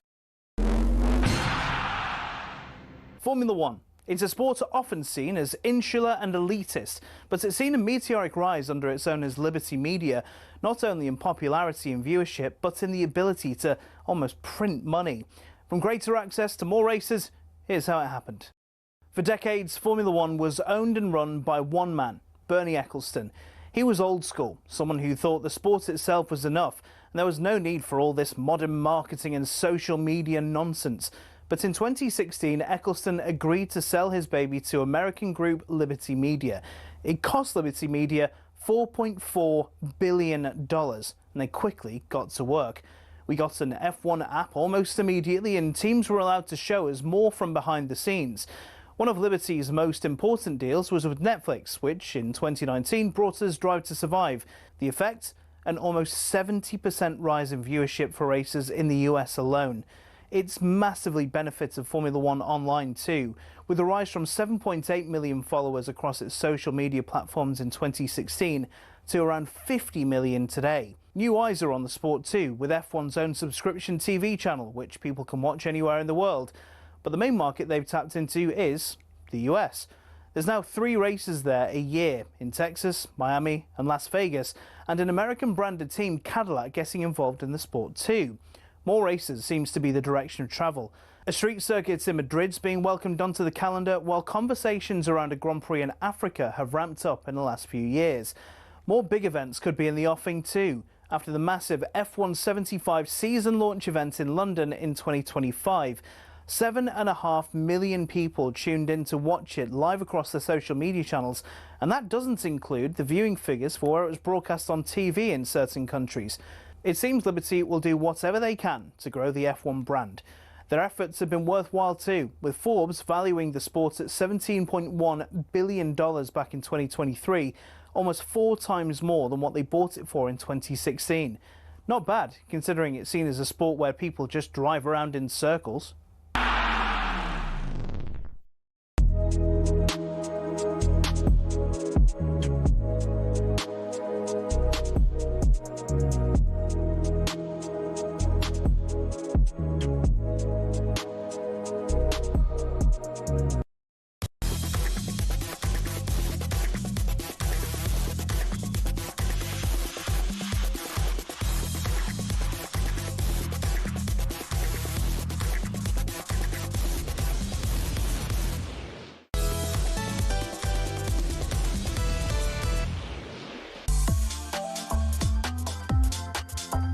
Good evening, welcome along. This is The Final Word with me, Natalie Sawyer, sitting in for Majestic alongside the former Crystal Palace manager, Alan Pardew.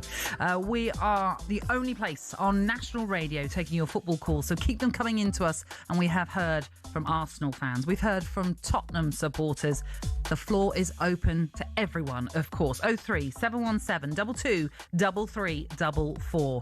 Now, though, it is time for the quiz that is, well, more exciting than the Premier League title race. I think that's fair to say, Alan. Well, I wouldn't say that's fair to say. No. Okay, all right. I'm trying to big up the quiz that I very rarely participate in. No, I think it's a particularly drab quiz, but we try to make the best of it. That's what we do. Wow. Yeah. Okay. It was invented by our producer, and we're still not quite sure, me and Madge. We just go with it. You just... You just go with the flow. We just go. Well, I'll tell you what, Laura, the Liverpool fan, absolutely loves it. So I'm told. Laura, she usually gets it right. Exactly. The mystery footballer song quiz. It is simple to play. What you need to do is tell us which famous footballer is linked to these 3 songs. Remember, it can be the clubs he played for, a nickname, or perhaps it was a record that he broke. But here are the clues. I believe this we will.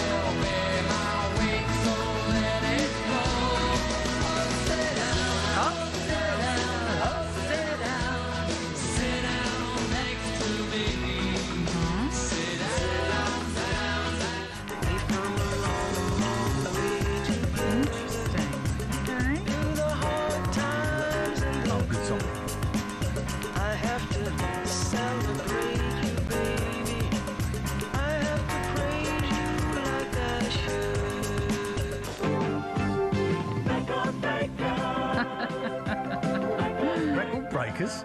Little Breakers. There you go. That's that. Never been a song. Well, it's a catchy theme, shall It's we a go theme with? tune. It's a catchy theme tune. See, this is where the actual game part of it goes all pear-shaped. It's not 3 songs, it's So he's 2 go- songs what and you're a theme saying tune. is our producer's completely gone against This the is rule like the book. producer. He likes to write the theme tune. He likes to write the script. He wants to See? do the show. If we had VAR, they'd be getting involved right now Yeah, because exactly. this is totally wrong. But anyway, just to remind you then, it was James and Sit Down. Oh, that was James, was it? I Yes. can't remember who it was. Yes. James, a good song. Praise You by Fatboy Slim, and of course the record breaker theme music. Just on all of that alone, I think I'm being trolled. That's all I'm saying. I think I'm being trolled by the producer. Oh, wow. But that is to come. If you think Fatboy you Slim, know, Brighton fan. you see why I think I'm being trolled? If you think you know the answer to the mystery football quiz with those clues, you can text us to 81089 or WhatsApp us for free on 03717 223344. Right. Shall we look back on more of today's results? Because we have very much focused on the North London derby. Well, which is quite right. Absolutely. It gets the No. respect of that, no doubt. It does. But I think we should go to a club you know very well. Mm. And despite the victory for Crystal Palace over Wolves, Selhurst Park still very, very unhappy. You want Palace fans to get in touch, don't you? Well, we do voice notes on here, and I know how South London brains work. They don't really want to expose themselves sometimes to being on this show. Okay. And they just but they might want to just vent a little bit with a voicemail. So voicemail us in. A voice note on WhatsApp. That's easy to do. Yeah, you can just let it all out in one go, can't you? Correct. You don't have us and we'll interrupting put it together in a little montage. All right. I like that. Yeah. But let's just remind everybody what happened. It was a late winner for Crystal Palace. Wolves had gone down to 10 men as well before Evan Gassel scored his first goal for Crystal Palace. Yep. He's moving on loan from Aston Villa. You say that, you know, Palace fans might just want to vent via a voice note, but Ray, the Crystal Palace fan, has rung us this evening. How you doing, Ray? Hello there. Hi, guys. Great show as always. Thanks, Ray. Thanks for being with us, Ray. Were you at the game, just by any chance? I wasn't at the game, no, but I certainly watched it on the TV. I think you get a different perspective from the TV rather than being there. But look, we got the 3 points. Yeah. And I'll take the 3 points after the last 15, 16 games. But still, the performance was poor. Yeah, I mean, it was your first home win, wasn't it, since November? Just your second win, I think, since early December as well. It moves you 10 points clear of the relegation zone. Let me just ask Alan, does that for you end talk of relegation for Crystal Palace? You've got 35 points, you know, 1 win, 2 wins, that you know, you're there. And, you know, when you look at the stats around it, there's no way they're going down. So, and I think the playing squad is far too good for that. The ill feeling, either towards the manager or from the squad to the manager or vice versa or wherever that's all going, will be irrespective. They'll be okay. Yeah, what do you make of what's going on then with Oliver Glasner? And obviously there were reports of boos, obviously, after the game as well, aimed at him. Yeah, I think it all comes down to the keeping us humble comments. When he talks about us needing to be humble, I don't see arrogance from our fan base, to be quite honest with you. And Adam will probably say the same thing. If you want to be there, you'll get the full backing from the fans. We've been mid-table for years, and all we want is a little bit of progression. If you don't want to be there, then don't be there. At the end of the day, but cool enough to be humble. I mean, Alan, you know, for years we've been a mid-table team, and we just want a little bit of progression. We want to see that progression. Yeah, I mean, listen, that is a terrible word to use because, you know, it defaces all the good work that he's done there. I don't know why he come out with that because, that, you know, if there's one thing about Crystal Palace fans, they don't get above themselves. They know where they are. And if they, as you say, when they won the cup last year, this was the year to kind of celebrate. You know, they're still in Europe. And I still think Palace are the favourites. You know, when you look at that competition, I can't see a better... If someone said to me, what squad would you like to manage in the Conference League that's left? I would go Crystal Palace all day. So I think they've got a great chance of winning another trophy.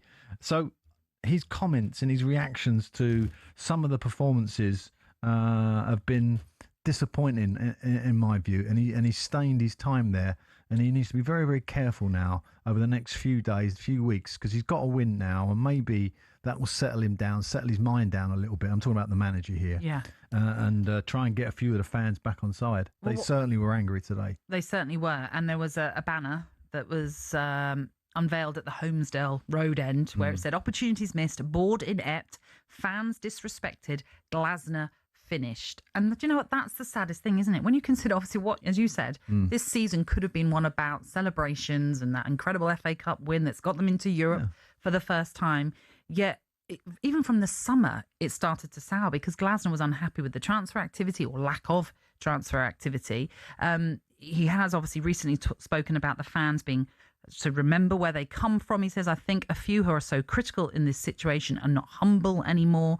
And then today he's talked about nerves, and that's why they've not been playing as well of late, because nerves have been creeping in. He says in the last few months, if you're negative on a negative run, he says, it's so noisy the whole time. And you sort of think to yourself, well, you've noisy. been What do you mean by like noisy from the fans and the media? Well, he's saying the whole transfer window is noisy to the end. And then many things are happening, and our expectations around the club and within the team are higher than ever before. We are not really pleased when performances are not right. But my point of that is he's part of that noise. He's creating that noise by the negativity that he's putting out there. Listen, he's a manager that's had quite a lot of success actually, and left football clubs in a very similar vein and on a sour note. And you'd like to think that somewhere along the line he's going to stop that process. It doesn't look like it's going to stop at Palace because it looks like it's going to end on a sour note. But if you speak to any Palace fan, we lost the cup final in 1990. We lost it again under me in 2016 or whenever it was. And they got it across the line last year. It was the moment for them.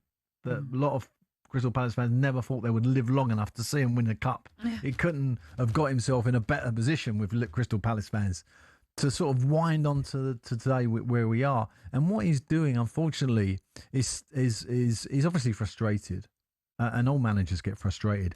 I mean, I could talk about all my tenures of situations where I nearly got a transfer and it didn't happen for some peculiar reason or a lack of funds or a lack of backing. But you don't go to the press and sound it out. You just quietly have a word with the chairman and say, what happened there? Why couldn't you got that across the line? And then when you speak to the fans via the media, you take a conciliatory line somewhere in the middle of that to sort of say, yeah, we're a bit disappointed, but it didn't quite happen, etc., etc. But resurfacing it and all the time is putting pressure under Parish, putting pressure under the board. They're under pressure about not producing a big enough squad. Now they've got a manager who's criticising them in a way, indirectly in the press. So it's a really difficult situation. It, as I say, is a victory that's taken Palace up to 13th and now 10 points clear of the relegation zone. And before that victory, there was some Palace fans that were worried, potentially of being dragged in to this fight. I go back to goal difference now. You always did look at that. -3. There's no way they're going down.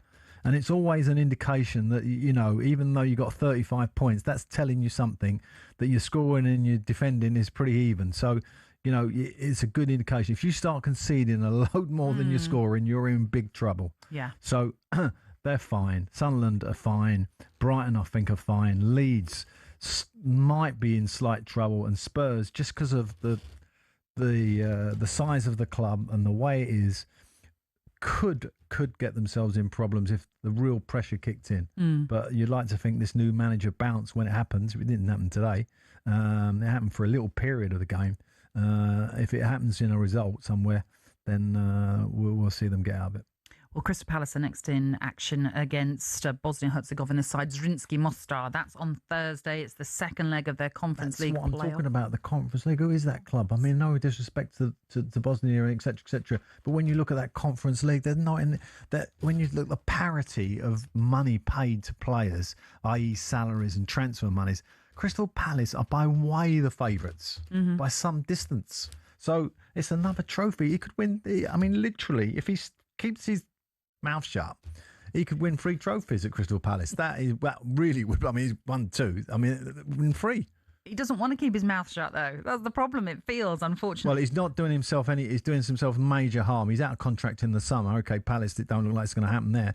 but there's a lot of competition in the summer with managers. Yes. And there's not always a lot of vacancies. I'll come on to that list later on. That is some impressive list. And I think that's one of the reasons we have a temporary manager at Man United and a temporary manager at Tottenham Hotspur, and maybe you could argue a short-term manager at Chelsea. That's slightly controversial, but it's controversial. Okay, I will get to that list a little bit later on, and you can tell us who's available, who might be available anyway, come the summer. But Palace fans, we do want to hear from you. And are you done? Officially done now with Oliver Glasner? Do you want Steve Parish to just give him the boot, or are you expecting that Parish, as it seems right now, is just holding on to him in the sense that maybe he doesn't want to pay out whatever he might have to pay out to get rid of him at this present moment? You can get in touch via the usual means, 03717 223344. That's the number to call us on. But as Alan said, you can leave us a voice note via that number on WhatsApp, and we'll do our best to play it out a little bit later on. But next up, we'll continue to look at the other Sunday games with a controversial ending at the City Ground on The Final Word on talkSPORT.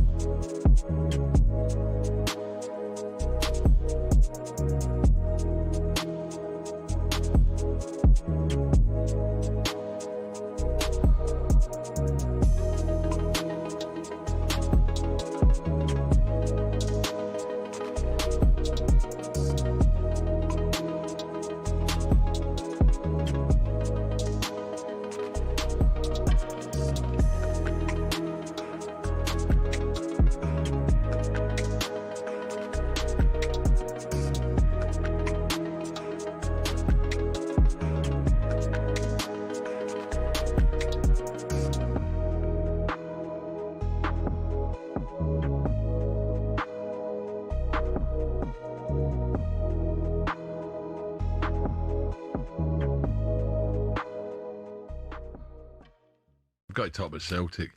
You know that the title. I don't. You've been away, right? The title's blown open now. Celtic favourites, Rangers second favourite, Hearts third. Yeah. And I've been whinging, right? And maybe I shouldn't because I don't go regular now. But I've been whinging about Celtic's lack of creation in midfield. It really annoyed me. I'm looking in the midfield saying, "Come on, we're better than that." Anyway, they got absolutely gubbed last night. But what I didn't know was, right from the first whistle, the old tennis balls came on. Yeah. Martin O'Neill said something about it. All I'm saying is this, right? I'm not trying to cover up a shocking result. Celtic got pumped, absolutely pumped, 4-1. But I'm not talking about that because Stuttgart are probably a decent side, better than Celtic. Yeah. It doesn't do the players any good when you start that carry on. Well, it gives the away team a lift as well. As Martin said, Stuttgart players would know about the atmosphere. Yeah, absolutely. Well, all these tennis balls come on.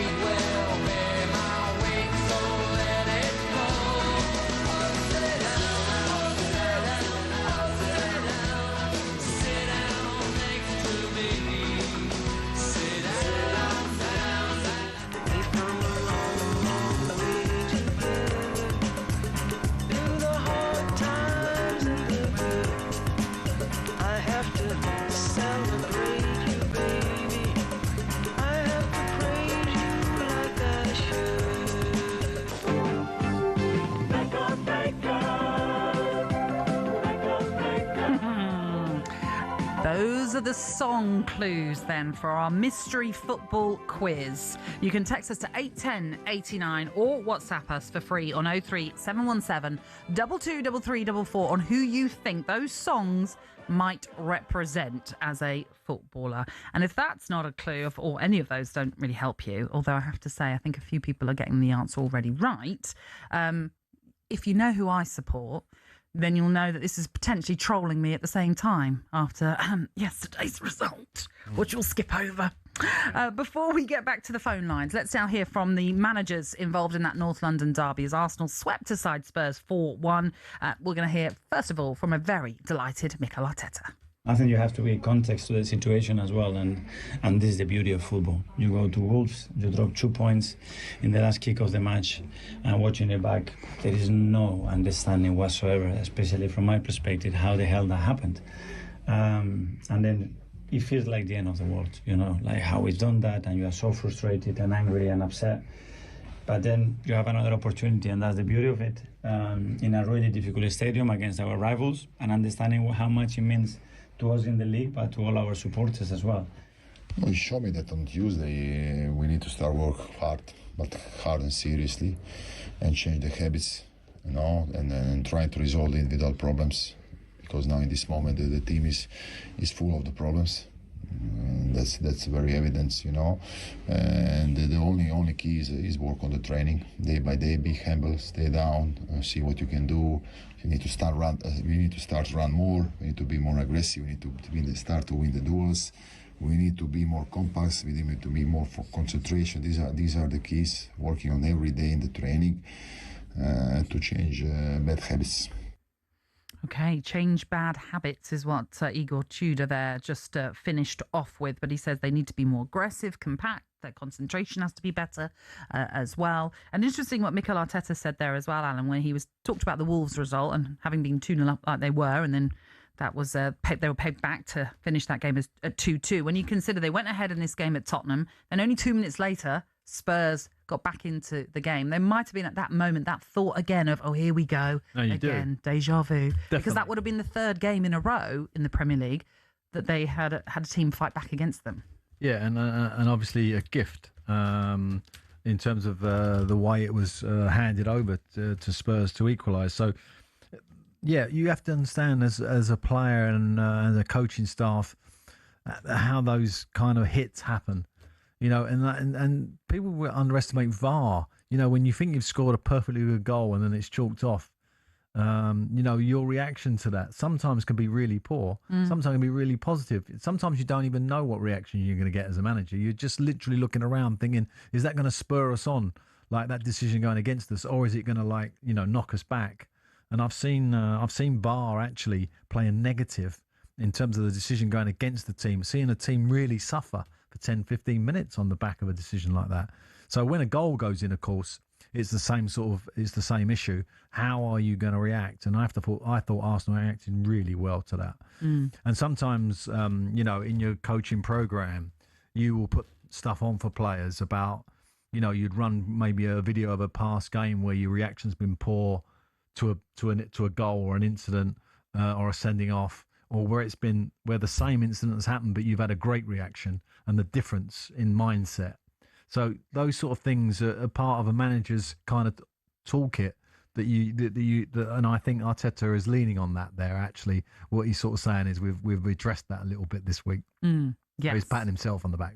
But that's fair enough. Hey, listen, after that sort of statement why win not? at Tottenham, I think he deserves that in that sense. We've been talking about the Crystal Palace situation, and it does feel as though that the relationship completely is breaking down between fans and head coach. And you said you had a little list that you'd put together of potential managers that we should be looking out for come the summer who might be, looking for a new job. So go on, give us your best. Yeah, no, because, you know, when I look at the Premier League at the moment, and you know, sometimes if you're an owner and you're looking at the league table, could you get to the end of the season, you know, safely with a temporary manager, right? That's if you're in that danger zone. If you're in the middle section, do we need to change our manager?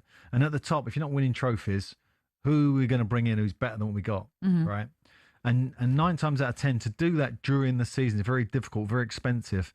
You have to go into kind of another football club. You have to buy out their contract. It might be as much as 10, 15 million pounds to buy the manager out. Then his salary on top of that, etc., etc. But actually, when you look at who's available this summer with contracts that are running out for managers, it's a hell of a list. So I'll just throw a few at you, right? So let's just say I'm technical director at Man United, okay? And I'll go into Jim Ratcliffe. I'm going to say, these are the names I'm going to say to him. Okay. We got Alonso, just sacked by Real Madrid, available. Maresca, sacked, Italian. Xavi, sacked, Spanish manager, a very famous manager, De Zerbi, sacked by Marseille, available. Zidane, still available. Gareth Southgate, available. Oliver Glasner, available, out of contract. Marco Silva, out of contract at Fulham, having a great season. Iraola, Spanish manager at Bournemouth, is available. Pochettino, the Argentinian manager who is going to possibly leave USA after the World Cup when they don't do very well because the team isn't good enough. Right. And then Ruben Amorim. So what a list that is. I mean, take your pick there. So, and that's without, the second division, Alan Pardew, Sam Allardyce, Tony Pulis, etc. No, that's a joke. But what that whole list there is a great opportunity for ownership to actually contact these managers between now and the end of the summer. Mm-hmm. If I was a Premier League owner or a technical director, and don't think technical directors don't do this, even when a manager's doing really well, they go and meet these managers to have an interview. What would you think if you come to the club? How would you progress us? Because that's how they play their game. That's how they keep their jobs, by the way. So it's a hell of a list, and I think I can't remember a summer where so many top-line managers are available. And, you might argue that Gareth Southgate and Jurgen Klopp are not looking for jobs, but I'm not so sure about that.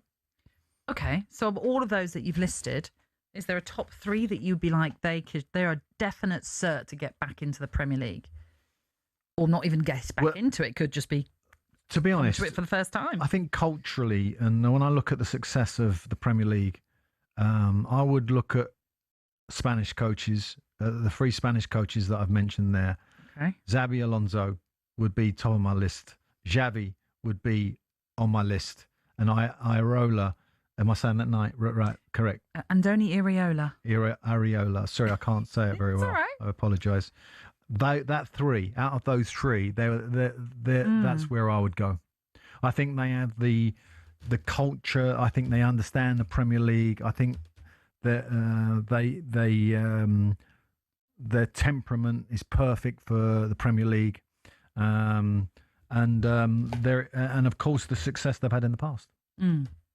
Well, I mean, it is quite a who's who list in that respect, and it will be interesting to see. When you look, for example, if you was a technical director and you looked at the CV of Zidane, wow, his CV is unbelievable. You could say, wow, he's only managed Real Madrid and all the great players, etc., etc. But you still got to do the job. You still got to have the respect in the dressing room. You still got to pick the right players at the right time. So, but it's a hell of a list, isn't it? And I know where Madge will be going if it's for Spurs. Let's be honest. Where would he be going? Pochettino. No. Oh, of course he will. Papa Pochettino. Papa Pochettino.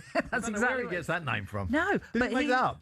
I don't know. I don't know if that's a Spurs thing. Yeah. I don't know. But in all fairness, Madge, for those maybe wondering where he is, he's elsewhere. He's fine, absolutely fine. He's just elsewhere. So I'm stepping in. But he earlier on joined us and did say Pochettino all the way to return. Do you think it's wise to go back for him? I think in the situation they're in, I think they really need to appease their fans because, last year, what did they lose? 16 games or was it more? It might have been more, it might have been 17. They've already lost 12 games this season and most of them have been at home. So, it's a situation where they're going to need to get a manager to build with. And 22 games they lost last season. 22 was it? Wow. Yeah. Wow, that is quite a number, isn't it? We're going to hit a break, but there is a part of me that thinks I get the loving. Of course, I get the loving, but you don't want to sour that love, do you? If it all goes terribly wrong again. In whose department? Poch definitely would come back. I think financially, it'll be massive for him again. Another great move personally, and also the tenure that he's had there and the relationship he has with the fans. So. As a manager, your ego never gets in the way of you thinking that it isn't going to go well. That's of course. Most football managers have that kind of ego where they go, I will turn that ship around. I can be the one. Yeah, I get you. Yeah. I get you. Okay. Or I can go back and do it. Yeah. Well, Tottenham fans, is Pochettino the answer then going into next season? In the hope that you are still in the Premier League, of course. I mean, there are some Tottenham fans and some messages that we are receiving that are very doom and gloom like and are talking of very much a relegation fight that you are in and that you could be playing in the Championship next season. I mean, Although right? Can I Alan just go disagrees. back to that list, right? Because when I look at that list, and if you look at Oliver Glasner, right, and you say that if he had have got this season, just a comfortable season under his belt, he would be right at the top of that list. And I Yes, think he's relegated himself. I think that's This what is he's it. done. Do you think his comments now, there will be Yeah. owners thinking, I can't work with someone like that? Well, I wouldn't say someone like that. I wouldn't quite use those terms. I'm not being disrespectful to you. Well, no, but he's unsettling. But I would say he's slightly unsettling everything. I think when you look at the history of how he's left football clubs, not just Crystal Palace, then there is a question mark. Yep. Okay, all right. Well, we'll be looking at a very controversial ending to the game at the City Ground today as Liverpool go joint with Chelsea in 4. Is that your little sly little offside? Linesman offside. If I was in my little box, that's what I'd have been shouting at him. That's miles offside. It wouldn't matter, would it, though? Because VAR came in and decided it. Anyway, that's coming up on The Final Word on talkSPORT.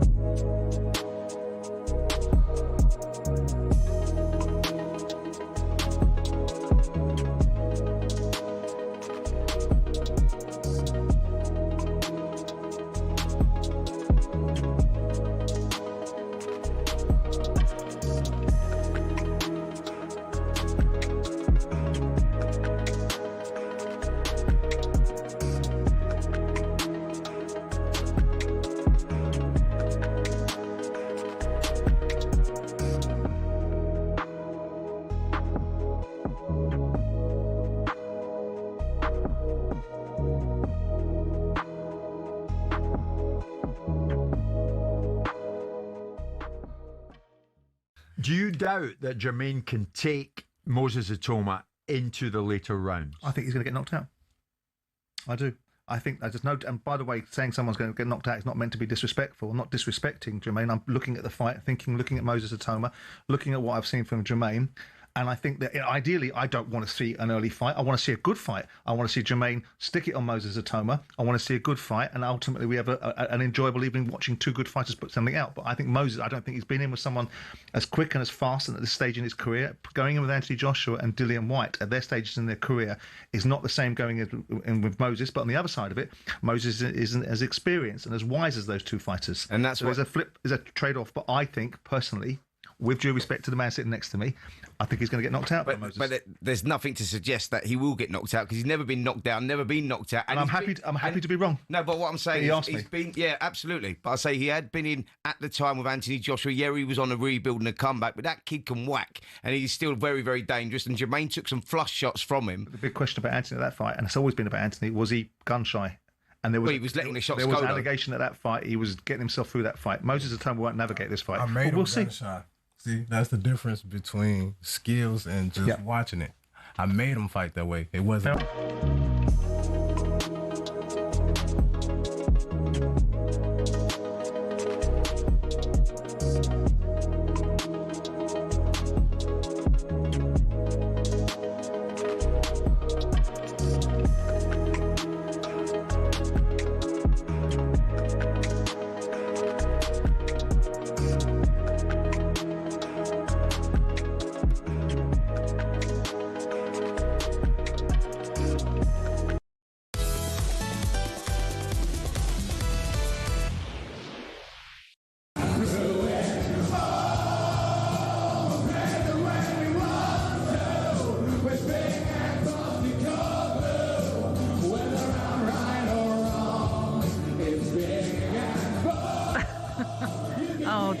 I don't know. I'm not sure if Tottenham fans are calling for Ange Postecoglou to return after that Europa League triumph, of course, last season. But Igor Tudor's interim reign hasn't got off to the best of starts after a 4-1 defeat against Arsenal. This is the final word. Thank you very much for joining us this Sunday evening. It's Alan Pardew and Natalie Sawyer with you until 9 o'clock. And yes, as I mentioned, it was a great victory in the end for Arsenal that pulls them now 5 points clear at the top of the Premier League. And as for Tottenham, well, that was their 12th defeat of this season, and they are, just 4 points clear of the bottom three. Although, just to reiterate, Alan, you do not think they will be relegated. Nope. They might be embroiled in this little fight, but they've got enough about them, and the fact that their goal difference you think is enough to just keep them up. 'Cause it shows they've got something about them. And I just think that Nottingham Forest and West Ham's run-ins are really, really difficult. And I think the battle is between those two. I really do. Well, as I mentioned, though, Tottenham do have to take on Nottingham Forest, and that is on March the 22nd. So a few games away, League of course. Cup final day. And it is yes. Yeah, League we're Cup looking forward to that day. weekend. Indeed. Let's talk about some more of the other results, shall we? And Liverpool scored a late winner at Nottingham Forest to move them level on points with fourth place Chelsea. They're now all on 45 points, albeit that Manchester United still have to play, and that is tomorrow night when they head to Everton. It was an Alexis McAllister goal that was scored in the 7th minute of added on time, and part of the reason they had that added on time was because of a McAllister goal that had been disallowed previously, that had to go to a VAR review, so hence why there was a lot of added on time in this one. But there was controversy to this goal that was given in the end because VAR had to look it over, as of course they always do with every goal. And there was some suggestions that Van Dijk was offside when he had headed the ball goalwards, which was then blocked, and then there was McAllister to poke it in. And what were you saying just before the break? Offside. It's offside. I mean, to the naked eye, it's 100% offside. When you look at VAR and they do those lines and he's got his foot, so someone's whole body, but someone's got a Nottingham Forest's foot is, keeping him on side. Oh, come on. We are talking a toe, potentially. I think it's Ola Aina's. But, there was a big report and I think the Sunday Times carried it, so it carried some weight, or it might have been the Telegraph. But one of the broadsheets about how disillusioned Premier League referees are with VAR. They've leaked that out there. So not only the paying public, not only the people, particularly in the stadium, are waiting for these VAR decisions, the media, us guys who have to try and make sense of some of these decisions that don't look like they got any sense about them at all, are all questioning the input that VAR's having. And I think there is going to be changes to VAR. I think that is going to happen. Be interesting to see the World Cup unfold and how that, when it gets to that level, and we got the Champions League and all the cup finals to come, just whether VAR will survive in its current form. When you say you think there'll be changes, what do you mean? What is your inkling? Where are they going to change it? Well, I think the way the offside is going to be regulated is something to be looked at. Okay. Whether that should just be left to the on-field decisions, the offside one. I mean, when it's something like that, as you say, you think in the olden days, shall we say, that it was a clip. In the naked eye, if you was a fan sitting behind the linesman, 100% you'll be going, that's offside all day. That is the problem anyway, isn't it, with VAR? And I know it's always talked about, and in some ways you just don't want to talk about it because we always end up talking about it. Yeah. But it is the minute detail, the forensic side of it that I don't like. I actually understand. I love the principle of VAR. If you look at Liverpool's first goal, that was a really big VAR decision as well, because the referee, I think, gave the goal. Basically, what McAllister's done is run across a clearance of the centre back of Nottingham Forest, who struck the ball and it's hit his arm and gone into the goal. But in real time, it looked like it hit his back. I was watching it. Obviously, I wasn't at the game. I was in the studio here. But I was watching on the TV. I thought, that's a goal. But it obviously, it's gone to VAR, it's handball. I think that decision is merited by VAR. I do. Okay. But the offside ones are really, really getting... And I still have a problem to this day. And obviously, I've played and managed in, 1,500 games, 2,000 games, whatever it's been. That the problem you've got is that offsides are when the ball is played in the frame of the TV monitor or the shot or camera or whatever you want to say, and where it's pitched is so important, where they freeze that frame. Because, you know, in real time, when you're looking at it, when it leaves his foot and he's offside, it's such a tiny margins that we're talking about that eliminate all the margins and leave it just to the eye. That's what I would do. Okay. Well, I mean, I think Forest, from what you saw of it, did they at least deserve something out of that? A point at least? Well, credit to Liverpool because they really pushed. I mean, I always say this: if you're going to win leagues, and I still think Liverpool have got great chance of Champions League. By the way, I think they're going to be really focused for that. But I think that when you're pushing and you're pushing and you're pushing and you're pushing, then you get a goal. Then I don't care when it comes. And they were really pushing towards the end. And Nottingham Forest were just kind of like looking for the point really at that stage. But they still perform well, and it's going to be a hell of a battle, that relegate that third slot. Do you think in any way the fact that Forest are in Europe still and West Ham aren't, for example, forgetting Tottenham, could that be a factor in this? Massive factor, because they look like they're going to go through. They look, they look like they're 3-0 up from on the up. first So leg, you'd like to think they've got another 2 games to come, which they've got to fit in between Premier League games. So that plays into the hands of West Ham for sure.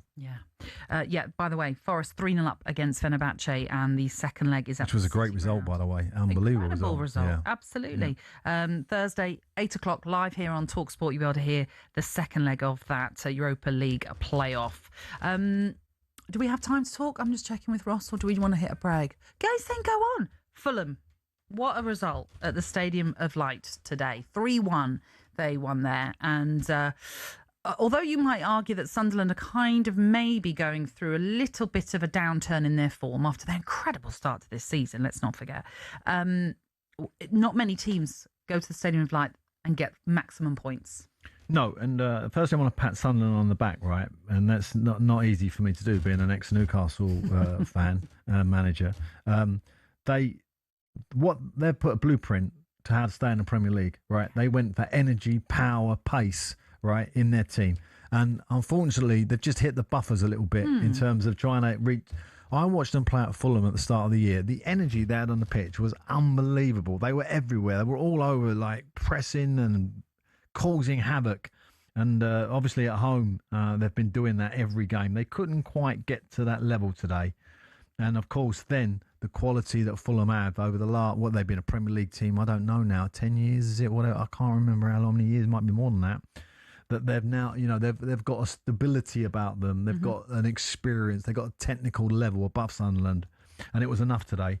And when you look at Fulham's transfer dealings, which were actually pretty non-existent, and as a Fulham fan, I was a little bit disappointed that they didn't do a bit more business. They've had a pretty good season. Yeah. They're up to 10th now, Fulham, but they're on 37 points, which, if you consider a lot of has been said about Brentford's the Brentford season. They're only on 40 points in 7th, so lots still to play for all those 3 teams. points between. Yeah, exactly. And when you talk about the Champions League and then the cover situation where we might get a 5th place, we might win the Champions League. Who knows? Liverpool might win it, for example. Suddenly, Europe is in. Widens that out even further. Widens it up. Absolutely. Conference in Europa League. That result puts Sunderland in 12th, and they had an impressive start to life at the Stadium of Light in the Premier League. They're unbeaten in their first 12 games, but they've now suffered back-to-back defeats at home. It don't mean anything to them. No. Their fans are absolutely ecstatic. They'll be a Premier League team next year and have another 144 million pounds to spend on their squad. Yes, lots to like. Plus extra commercial activity. But just quickly, with the Fulham situation, are you surprised about this whole Marco Silva out of a little bit disappointed in him, because Marco is one of those managers who kind of, I don't know, he seems to have his foot in one place and the foot in somewhere else all the time. He never seems to have both feet in, does he? And I think at Fulham, they're sensing that a little bit. He needs to be careful. Oliver Glasner is an example to him to kind of just keep his nose down, because obviously he's out of contract. I know for sure that the contract's been put in front of him and he hasn't signed it. And I think, and I would be the first to say as a Fulham fan, I hope he does sign it. But at the moment, it looks unlikely. I know. Yeah. Maybe it all depends on how they finish. And if they've got Europe to look forward to, you might find I think he's got an argument to say, look, I'm going to leave, because I think he probably felt unlike Oliver Glasner, he will be really disappointed with his transfer window, Marco Silva. Oh, and he was verbal about that as well. Yeah. Yeah. So, but there's different ways to tread it, if you know what I mean. I hear you, very much so. I think he's handled it slightly better, Yes. shall we say. Okay, coming up next, before we hand the baton over to Danny Kelly, we will reveal who the mystery footballer is and pay homage to a record breaker. That is on the final word on talkSPORT.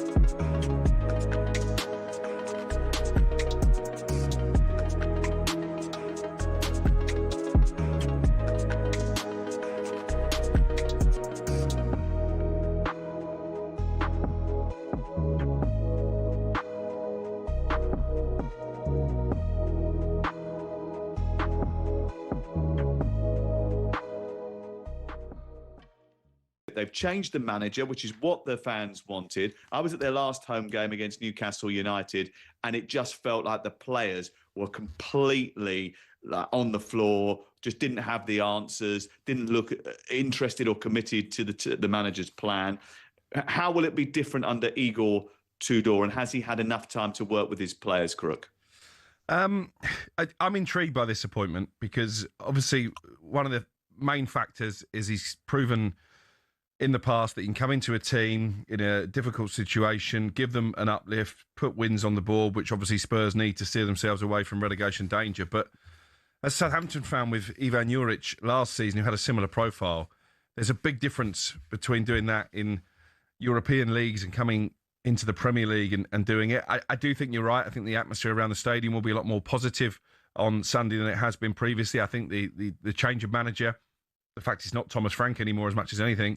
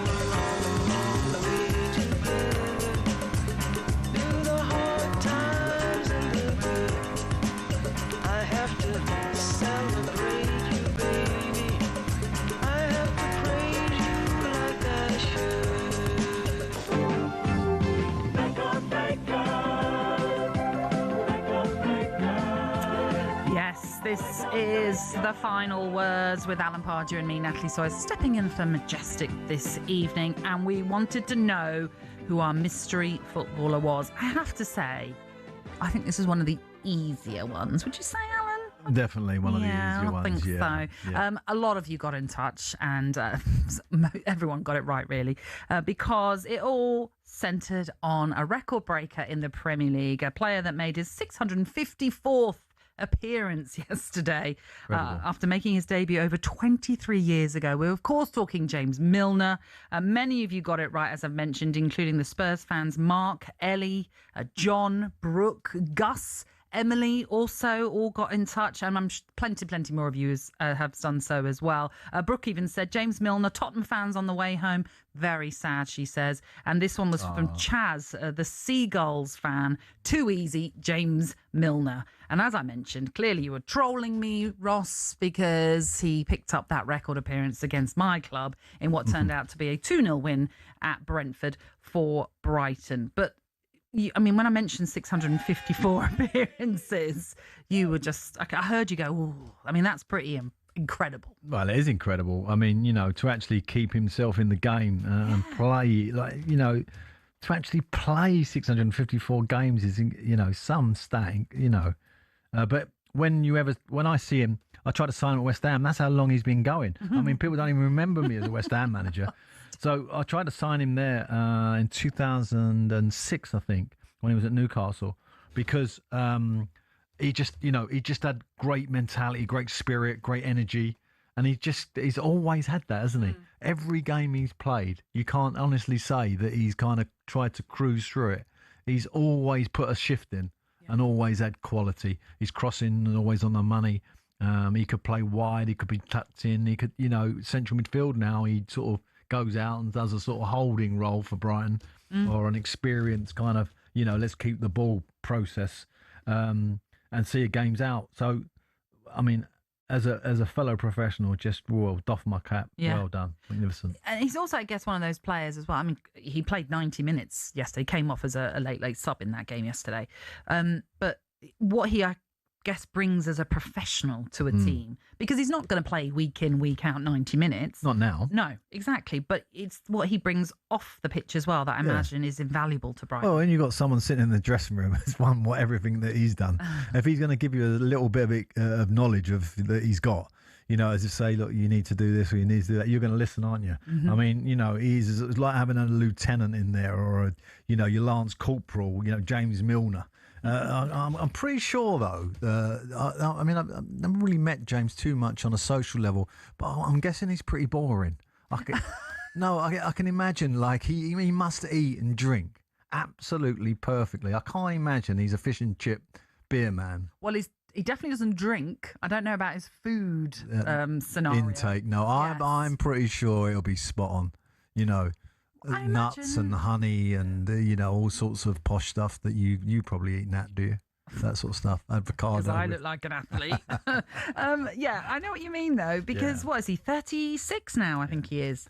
And no, sorry, 40. He's 40. That's even what? You cannot Throw play me. at that level and not live absolutely to the book, to the letter. No, exactly. And that's a discipline in itself. So fair play. For not being just a brilliant footballer, but being probably a bit boring in terms of the intake. But hence, that's why he's still playing. Yeah, and if there's ever a lesson for a young footballer out there, And this is it. buy his book when he writes his book about how he's conducted himself off the pitch to make 650, and most of them Premier League performances, or are they all Premier League performances? Premier League. All Premier All League. Premier League. Wow, I mean, come on. So he Let's broke have a little Gareth record. Barry's record. By Gareth doing Barry, Another Gareth Barry elite. was an absolute elite footballer. Yeah, absolutely. So why did it not work out when you tried to sign him? What happened?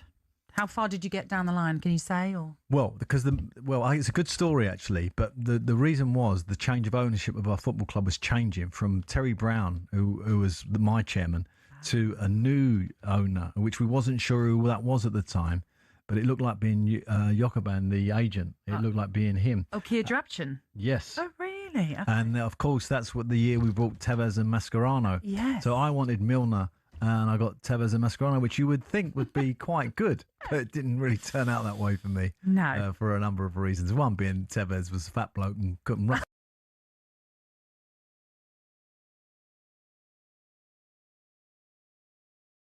So Tevez is the complete opposite of James Milner. That was my first thought. Yeah, you couldn't get more abstract. Polar opposites Absolutely. in that sense. But, congratulations, as you rightly say, to James Milner. What a career. And he's still going, which is mightily impressive. And to his family. Can you imagine how many games they've been to? Like, do you think they just go, do you mind if we oh, miss this do I have to go, Dad? Still playing, Dad? Yeah. Come on. When are you going to come watch me play? Is probably what some of the kids are saying. His son's probably about 28. Who knows? As I say, brilliant victory for them because they had been on a bit of a slide, Brighton. And most people, I have to say, I was listening into talkSPORT earlier in the day before the game, and how we have all the betting, and it was all home victory, home victory, home victory. And it was anything but that because, Brentford were pretty awful. And, it's another situation of what I was saying earlier about managers. This young manager there, who I think has done a great job there. I think he's made a few errors this year. I was at Fulham when I thought his substitutions cost them a victory there. But he's a great manager and he's going to be a great manager. But, he should be sacked. He's got to go. Social media down at Brighton, I'm not quite happy with him, blah, blah. So that goes back to how times are changing for managers. The tenure of a Premier League manager is going to go down, I think, for over the next 2 or 3 years. Where are they on the table? They're 14th now in the table on 30. He needed that win, the manager. I think for the manager, it was an important win. Yeah, it certainly was. Okay, that's kind of wrapping us up, I think. Yeah, we're almost done. As always. Just to remind you, the talkSPORT Breakfast Show returns tomorrow morning, where Super Ali McCoy is joined by the Arsenal invincible Ray Parlour, and they're also going to be joined by the former England Rugby Union boss Eddie Jones. I'm sure he'll have hold on, Ray Parlour might not make that after that win. Party Parlour. Maybe you should have your phone on just in case they need you. But of course, if you're in need of some music to get yourselves going for a new week, you can always swipe across to the Virgin Radio Breakfast Show on the talkSPORT app, and you can tune into Chris Evans. As I say, Alan, pleasure as always. Lovely Natalie, to see you. Thank you so much I for shall stepping in. see you soon. Thank you very much for everyone that got involved with us this evening here on The Final Word. It returns, of course, as it always does, next Sunday. But next up, it is one of the best shows on radio, as the brilliant Danny Kelly brings you the Trans-Europe Express right here on talkSPORT.